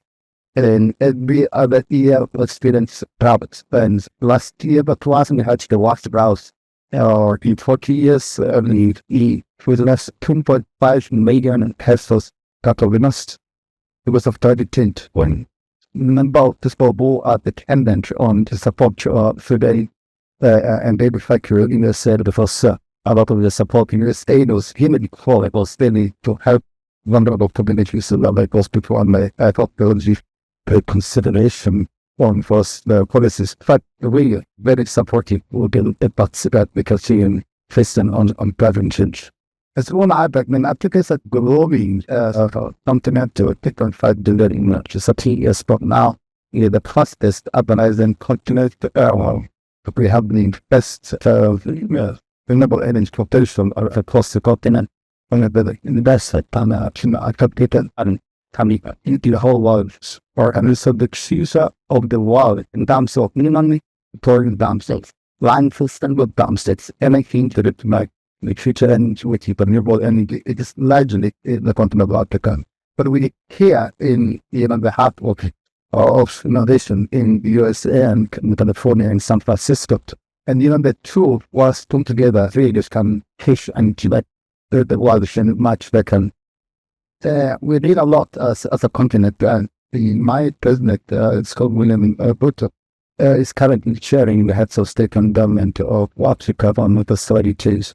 And we are collaborating as a continent. Nigeria, of course, is the biggest country and maybe the second in our continent. So as a continent, we are integrating. As I say, the area we in 54 countries that we have just put together. But we have free trade area. We didn't have that before. Now we have a free trade area. The Africa trade is growing in leaps and bounds. It's currently in Greece, but that's clear from 4% towards 8%. We do hope in the next 3 or 4 years and 20%. Huge market for all the world headed for California. And what is the best area? It is green. We for that transition, as you know, about the financial discussions, we have agreed in 2023 in Dubai with COP for parties that we have to transition away from polluting forest, fossil fuels, because the luxury leaders in and where we going within for renewables.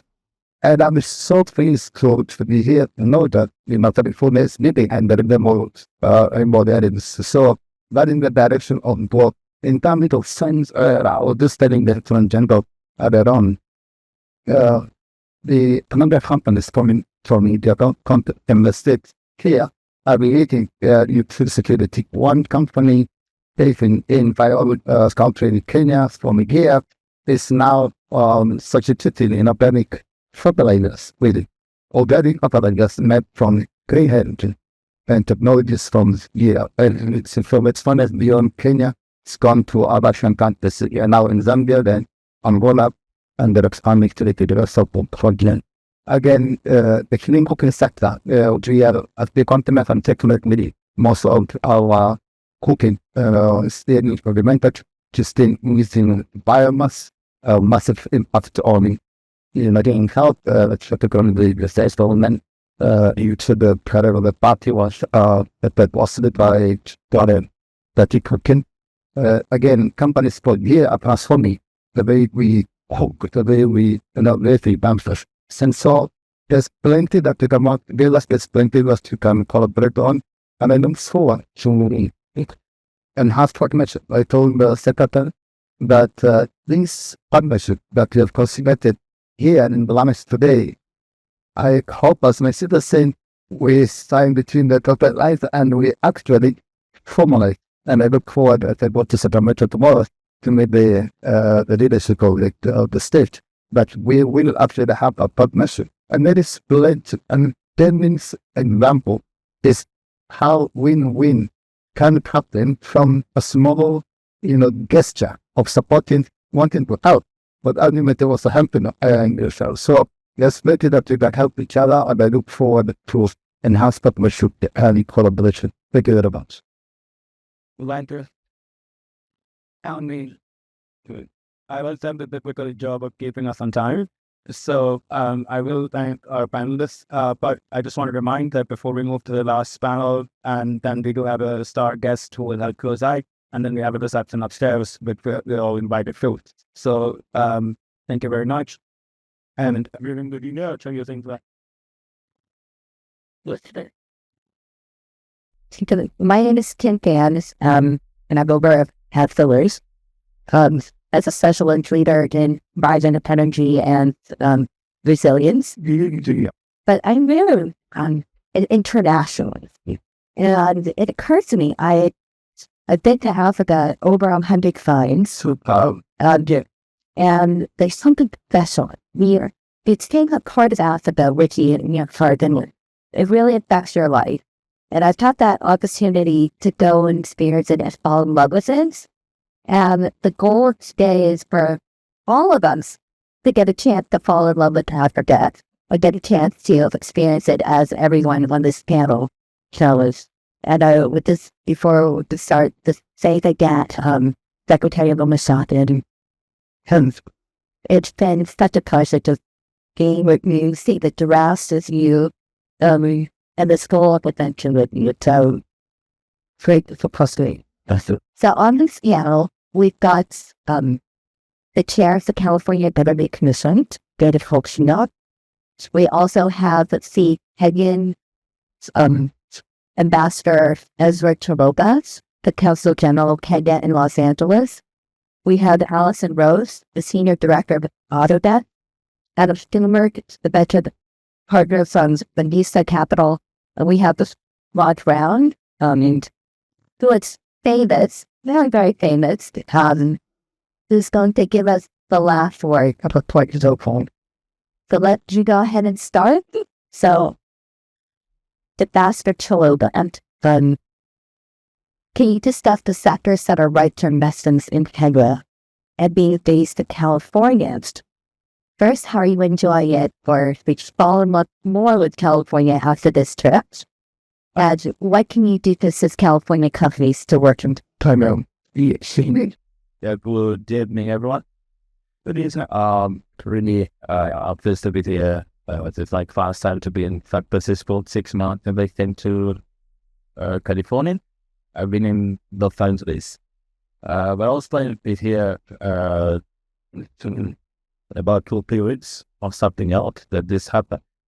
So I really appreciate the invitation, the work that the California government, the secretary last year, when you work in Nairobi, we missed you by, I was standing here that you're living. And like, how can you work in Nairobi without me being there with you? But I'm likely to stay with you here.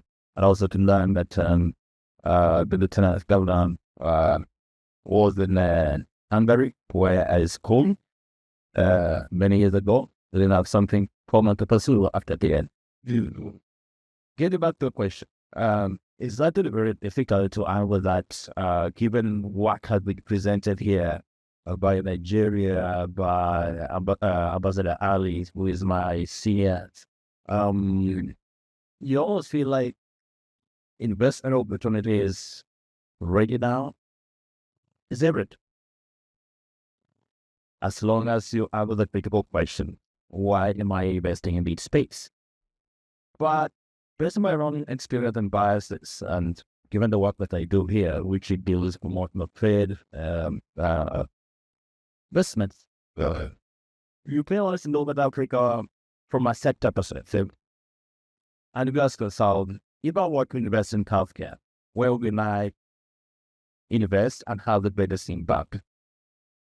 When we invest in healthcare in terms of pharmaceutical, which is also a right space to do so, will you invest in healthcare by provision of technology? Think about telemedicine, in ensuring that as many people as possible have access to cheap but quality healthcare. And so think about infrastructure. We already talked about e-mobility earlier, but you look at the country, Kenya today, we've had massive investment in infrastructure. They had railways. We got a railway line now moving from the Chinese going from Mombasa to Nairobi, and probably now to go to the port, to the border of Kenya and Uganda.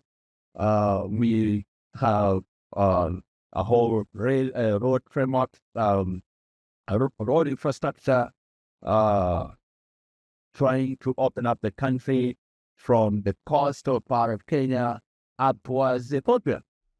Yeah. And the idea behind this is to really open up the country. And the last bit, this is my favorite, is the digital infrastructure. Kenya now provides landing stations for about 7 submarine cables and still more to come. And I mentioned that before. That's why I used to work. That was my sector. And still more to come. And the reason for that is that the strategic position of Kenya today is kind of the entry point of the rest of Africa. I know Nigeria has talked about it earlier, but if you're kind of from looking at the ocean, the only way you're going to get to DRC Congo inside DRC Congo is through Kenya.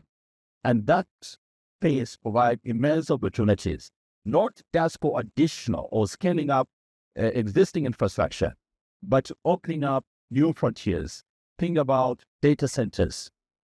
My colleague here talked about clean energy, green energy. 95% of our energy is clean energy. That should be good enough for us. People interested in investing in data centers and cloud infrastructure, especially for the new AI, investment that we are talking about. Now, the last point I must mention is the interest of time, which is on my bias here. Think about food security. You cannot do business if somebody is hungry. And somebody is hungry cannot create solutions. That's the benefit the greater society. So when you talk about food security, think about the entire value chain, farm inputs.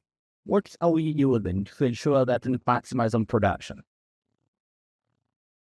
My concern in the recent past has been around genetics, varieties. Is there a possibility that we are able to create varieties for crops, genetics, for animals that are more resilient and fit for purpose for the cons? As my colleague mentioned, in the next few years, 30 years, Africa should be feeding the world. But for us to be able to do that, we need to have this improved varieties and the new entry point for those who are interested in biotechnology as an investment point. Then the last point, agrochemicals around the food value chain. That cannot be overemphasized. A lot of vehicles today are imported from other parts of the world. And if you look at what happened in our country last year, courtesy of our president, is that farmers are now able to produce or to actually practice their farming just because of the subsidies the government is giving to ensure that low-income farmers are able to access fertilizer in a much cheaper way. But remove this subsidies, what happens? It means that a lot of the population who depend on farming will not be able to access critical farm inputs. So if we have alternative ways of investing in the production of farm inputs locally, that might have an impact of reducing the cost. And that means we have the mass be able to access these inputs for purposes of food production. So what I can do here, let me just mention one thing. For the last 3-4 months, when we had similar discussion with the Kenyan community, which led us forming now a platform of engagement we are calling the Kenya California Investment Council. I saw the San Francisco Business Council here. We are likely going to have coffee after this. The idea is that these platforms become points of engagement in terms of these opportunities we're talking about across different sectors between business, men and women here in California who have interests, business interests back at home, and vice versa, getting Kenyan business who want to invest, which could be as easy as getting their products being sold in California. So that is the first entry point, a point for that. The second entry point, of course, is the things that we do. Working with the Kenya Investment Authority Kenya to facilitate investors who are interested in the different opportunities back at home. If you go online today, we have an online office we call the investkenya.go.ke. You'll find immense opportunities provided for where people can actually invest. And the courses you'll be able to access that opportunity. So that is funded by the Kenya Investment Authority Kenya. But it is our role to make sure that businessmen and women here actually have that information. So we also facilitate your travel arrangements when it comes to access to electronic travel authorization. We don't need to visit World Kenya. I suggest you just need to apply online, unless it's something that you need me to do in the office, but it's very easy. With $50, you are able actually to get fixed. If there's any challenge, you get back to us. Last but not least, what we want to do is to have this periodic engagement on an annual basis for us as a consulate, organizing events similar to this one, where we're going to have conversations between the government, the people of Kenya, and the people of California, to see how we're going to exploit opportunities across sector in terms of businesses. So that's why we're here, and I think the business work starting point we're having about. Way together.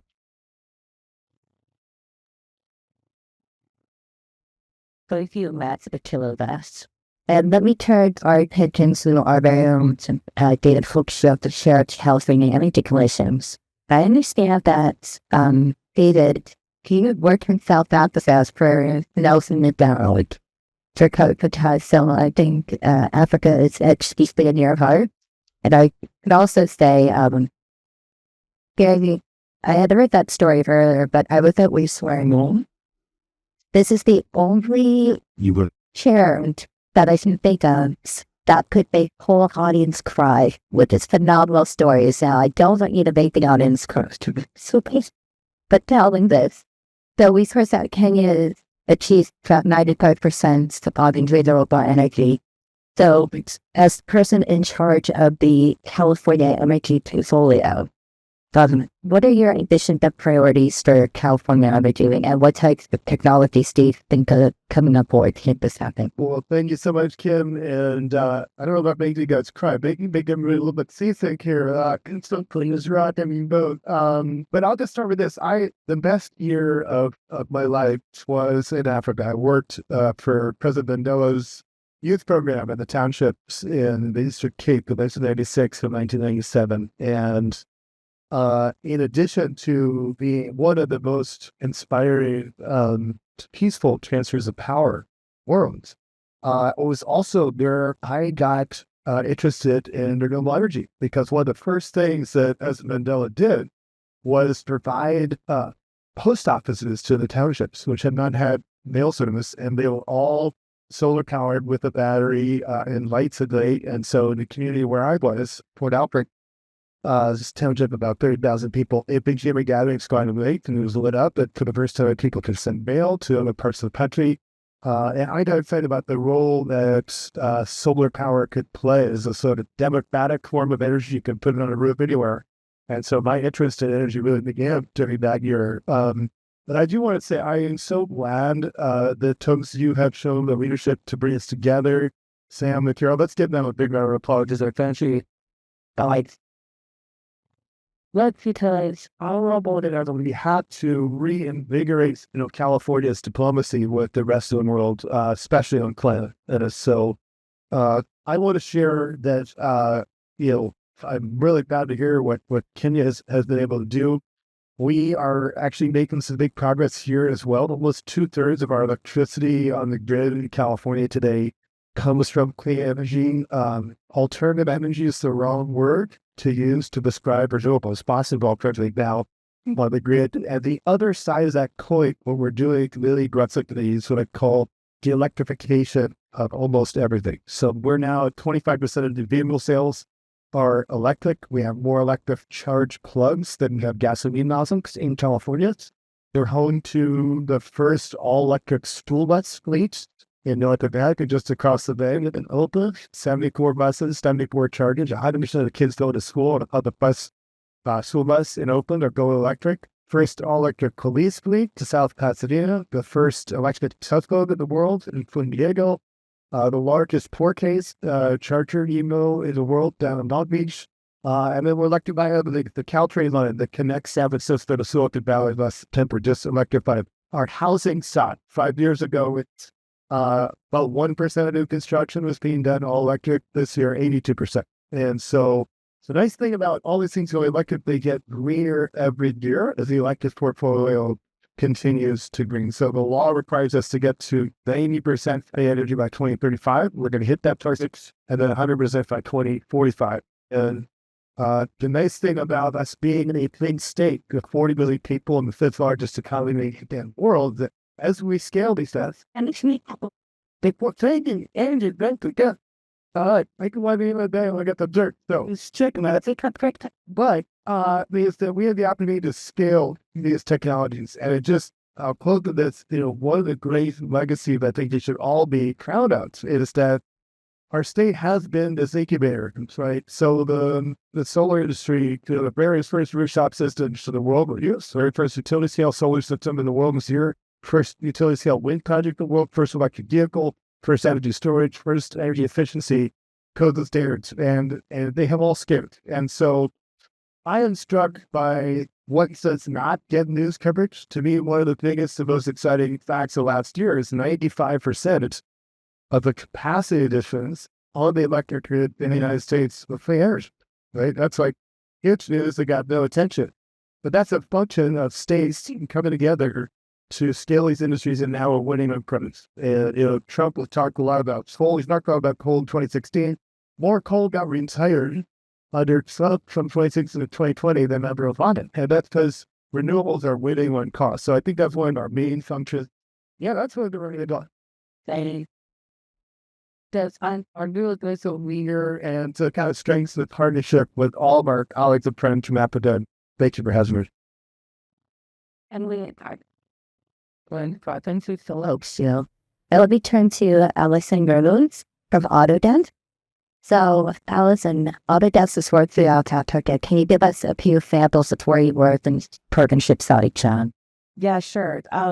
You can't come to Silicon Valley without talking about tech. And so I think that's my job. Autodesk is a software company. We're headquartered here in San Francisco, but I love coming to the Bay Area Council because that is also our office right there. So this is making it easy for me. Our software is used to design and make anything. And what that means in practice is building manufactured products, solar panels, stoves. A lot of the topics that we talked about today can as are designed in our software. And that digital first process actually enables really, really cool climate outcomes. If you think about how you make something greener or faster or better, you kind of have to optimize it You have to measure it. You have to analyze it. You have to understand how to do it better. And it's a lot easier to do that with digital tools like ours than it is to do that on a pen and paper. And one of the really cool things about working with our African partners is that they have an opportunity to learn from all the mistakes. I mean, I'm thrilled to hear that California is doing well. There's a lot of stuff that we have learned the hard way. And I think one of them is this digital transformation. And so when I think about our work in Africa, I think about it as the climate and tech opportunity. So we are investing in venture funds, though not as much. We have some examples that I'll talk about directly, but we are particularly leveraging our capital through these funds who are going out and finding really exciting entrepreneurial companies and people to support.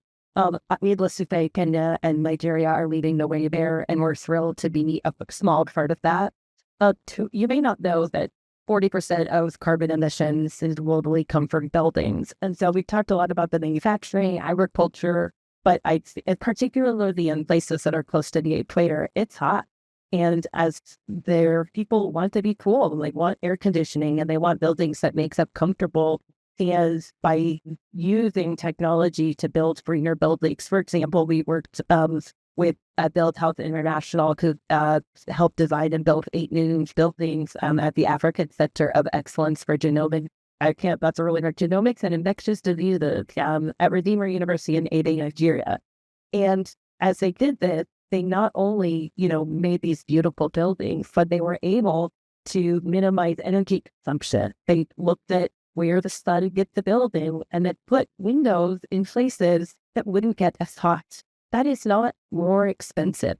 They're going to be windows regardless, but where you place them, the angle of the building where the sun hits enables a reduction in costs for energy usage. And it's those types of innovations that are really exciting. You talk about green energy. We're investing in a company in Nigeria as well that does mesh networks for solar panels. But just like you picked about them for internet, in rural places, you can share load and expand it. That's really exciting. And the Nigerian government is investing in expanding it in rural areas. I will say, and this is my last point, green transportation is an important part of that. And I'm thrilled as we're working with the Kenyan to help train some of their transportation engineers and on how to leverage digital technology. I will say I'm really proud that California's Caltrans uses software to design all of their infrastructure projects and think about the opportunity to share knowledge about how to do it more efficiently, do it more cost effectively, and do it greener. And so we're happy to be training folks in Kenya and working with folks here in California to be best in class. So thank you so much for having us. It seems like you are the trade delegation. Then that's not the course of these. Very thank you. So we can set absent that as a venture capitalist with a background in technology innovations to carry many years doing big data in it. So what do you look for in a data investment position? And what have you found with the African market? So my background is very diverse. I've been helping build innovation ecosystems around the globe, with the Lego segments of various functions across Africa, helping Google Accelerator and a whole bunch of other programs really focus on the technology list that comes out of great entrepreneurs across the globe. Africa has actually a really great entrepreneurial set of individuals that are highly educated, that have lots of experience, that are actually solving real challenges. What happens when you're investing in Africa is, how does that investment become a profitable investment for an investor? And so there's lots of different dynamics as an investor when you're looking to global markets for investment that are not the case over here in Silicon Valley. Fundamentally, do you actually have other entrepreneurs supporting those entrepreneurs in those environments? Generally, the venture ecosystem is not actually built out as strongly as it is here.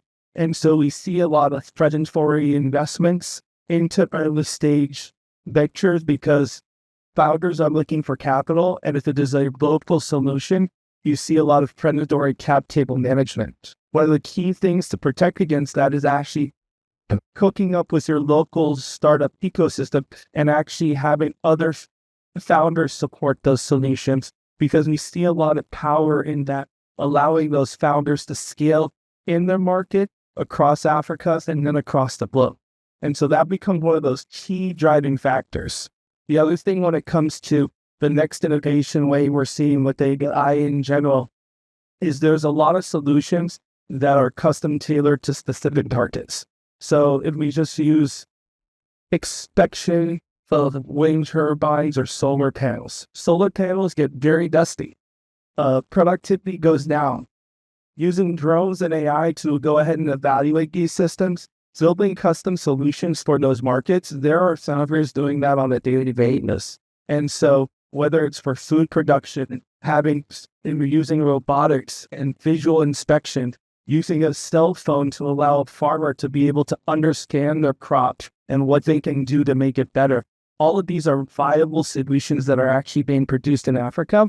And what happens is once those founders find product market fit, there's an opportunity to take those solutions abroad and really scale those opportunities across the globe. And so it creates a unique opportunity where innovative founders in Africa are tackling some of the toughest challenges that are facing because of the large populations, because of the lack of infrastructure that is currently being built out, and being able to build these technology native first solutions that really solve global problems all at the same time. Okay.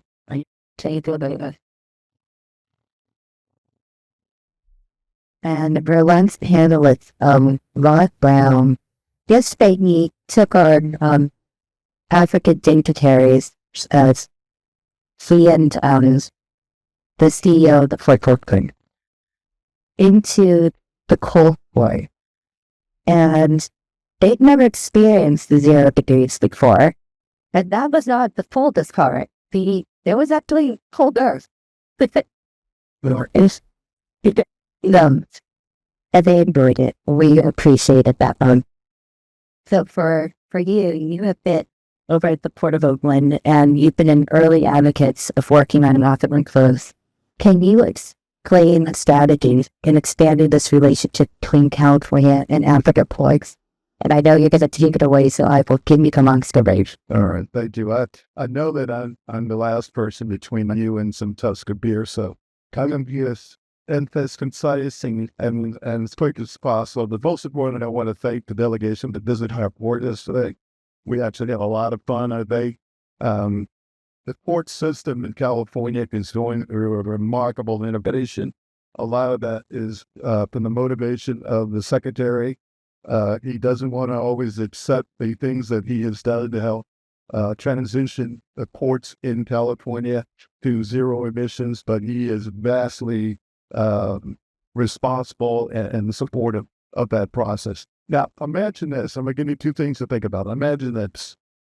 You have the two largest port complexes in the United States here in California. Between ports of Los Angeles and Long Beach, they have about 35,000 truck moves every day. The Port of Oakland has about 8,000 truck moves every day, but we also manage a lot of airplanes because we manage the Oakland International Airport. So you have aviation falls under our responsibility. Up through 2030, we'd have to get to zero emissions. Now think about all the trucks and all the planes that are moving around. You have to get to zero emissions. So we are working with a lot of technology. We're certainly getting support from the state of California, and we're actually moving very close to that. We're about 95% of the way to zero emissions. I get the opportunity in my job to do a couple of things, and that is to meet with a lot of port authorities around the world and to also meet with a lot of the ag sector in the state of California. So I've got to segment my answer in those two areas. A lot of the port authorities have been visiting the Port of Oakland, the ports of Los Angeles and Long Beach to learn what are we doing to achieve that zero emission. Some of the technologies. The delegation yesterday had an opportunity to see battery electric charging, one of the battery electric charging facilities that we've installed at the Port of Oakland, which helps us move to that zero emission. So with all the electric trucks You guys are probably driving around in Teslas and you get a chance to plug those in. But imagine plugging in a very, very large dredge or carbon truck. That's a little different experience. So we are, Ports Valley and Long Beach are installing battery electric charging facilities for those huge trucks that you see moving up and down the freeways.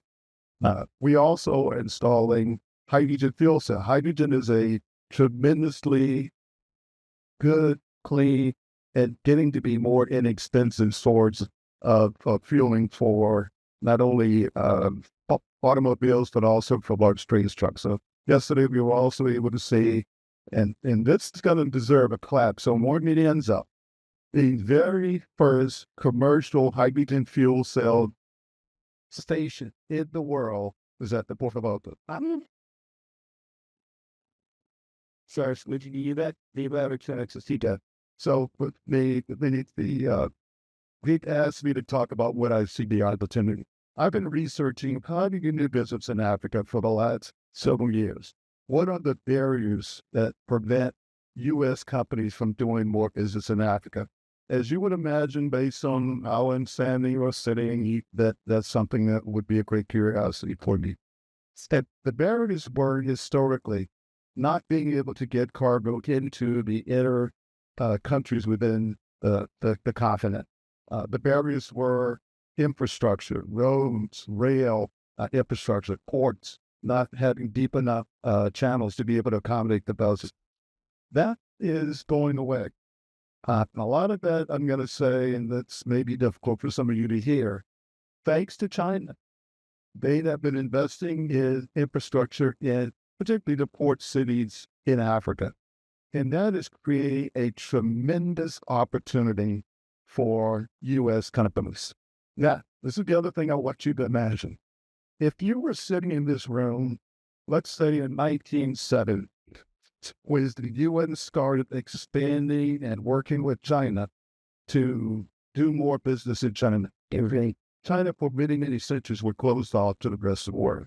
But imagine you're an investor in this room, and that opportunity existed for you to be one of the early investors to bring more trade into China.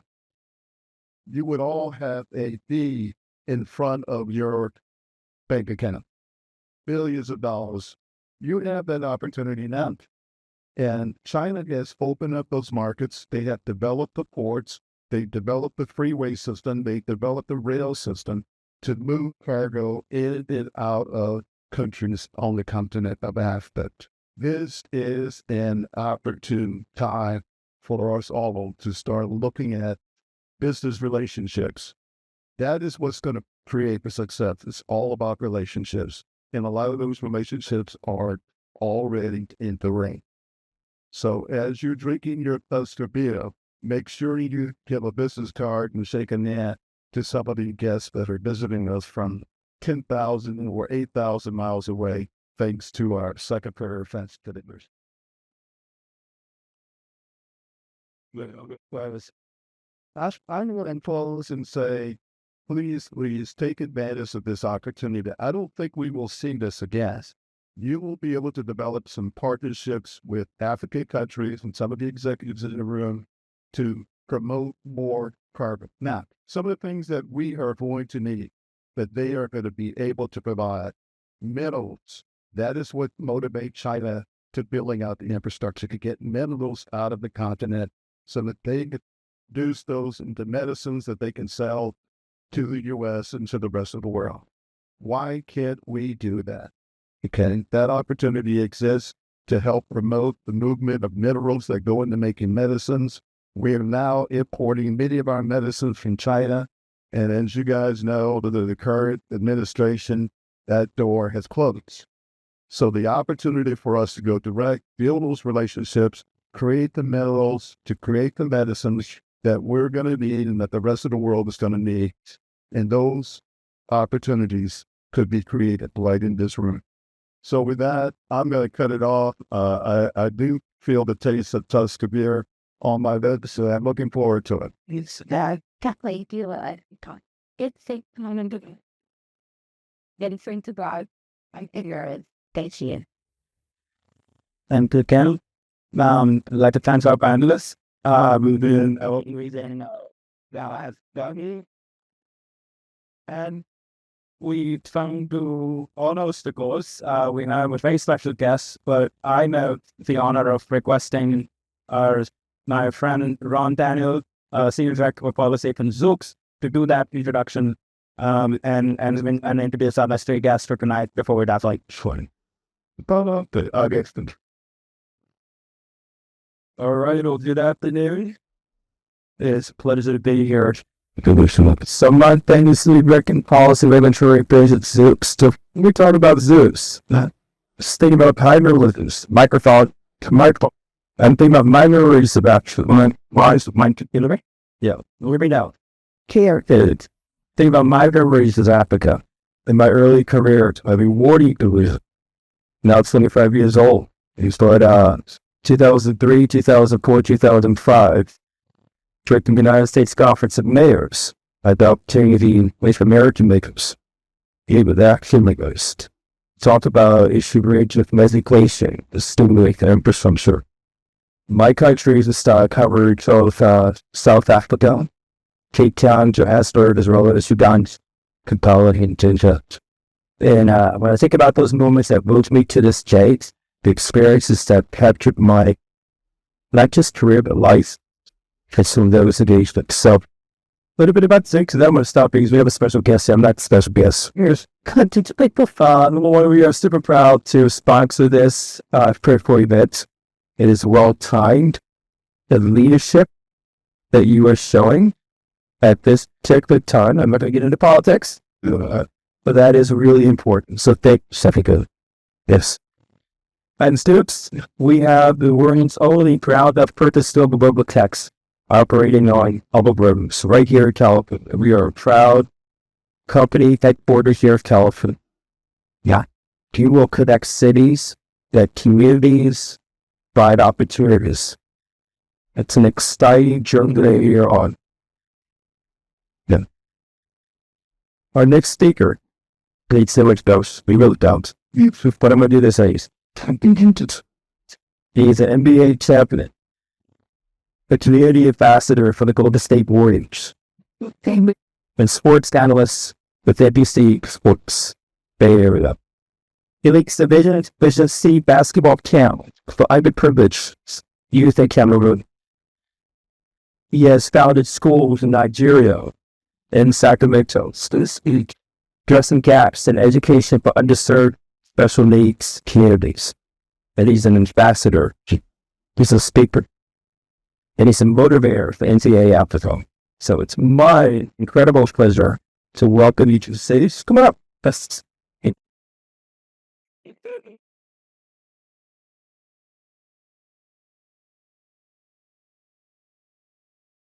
Hey, good afternoon. How's everybody doing? I am sorry I am late. I was actually coming from visiting my family in Sacramento. I have a 100-year-old grandfather. And he's going through some health issues right now, but at 100, it's like, you gotta just count your blessings every day with your so I couldn't miss this. I couldn't miss this at all. As you know, I'm both places are home for me. Africa and the United States. So I'm really honored to be amongst the leaders in both Africa and here. I was born in Nigeria. I was there until I was a teenager. Things in the United States. I actually moved to Nevis City, California. I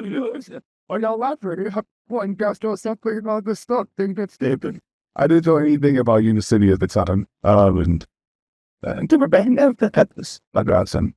But I moved there because my family sent me to further my aspirations of being a doctor. My uncle lived there. He's a doctor. And that dream changed after I got to Vanderbilt. And I realized my passion for basketball was greater than my need to see blood. So you listening to that? Pick the band. Okay. Well, you know, that has not changed who I am. Because even now as an athlete, I have committed myself to continue to work for a sustainable future, for an equitable future. The both helps. my home Nigeria, and my adopted home nephew. Throughout my career, I've been able to bridge the gap. I try to do that for communities through the classroom. I try to do that in the boardrooms. And I do that in various communities. As you know, Africa and California, with maybe geographic far apart, but we have a lot more in common than think. Innovation, this need for a rapid change quickly for the climate change, and we need to focus on that. Africa is the youngest population in the world. There's a need for us, and there's a hunger for education, for innovation. And look at California, we are the leaders and innovation. We pride ourselves on disrupting and change. And you put those two things together, I think there's a lot that we can share, a lot that we can learn from each other, a lot that we can do together. When I think about sports, the sports you need to speak the same language. Even when you don't, Steph Curry is from North Carolina. I was from Nigeria. I had another teammate, Andrew Bogut, is from Australia. Draymond's from Michigan State or Michigan. And we all spoke different languages, it seemed like at times. But that's the beauty of sports.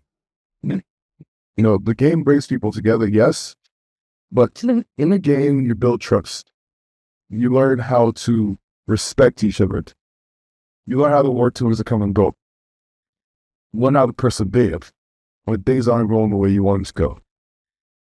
And I think that the discipline that you learn in sports is the same discipline that we need as we're fighting and trying to make change a part of it. As we're fighting these global challenges that we have right now, this California-Africa partnership is vital. I think so much about the threats that we face right now, and it's really time for us to start putting these ideas into practice. I'm here as a resource. I would love to be a part of whatever changes that we're making. I would love to be a part of putting these ideas into the world. So please use me and use my resources and use my connections. But thank you all so much for having me here. I'm so proud and so happy to say that California is home and Nigeria is home for. Thank you.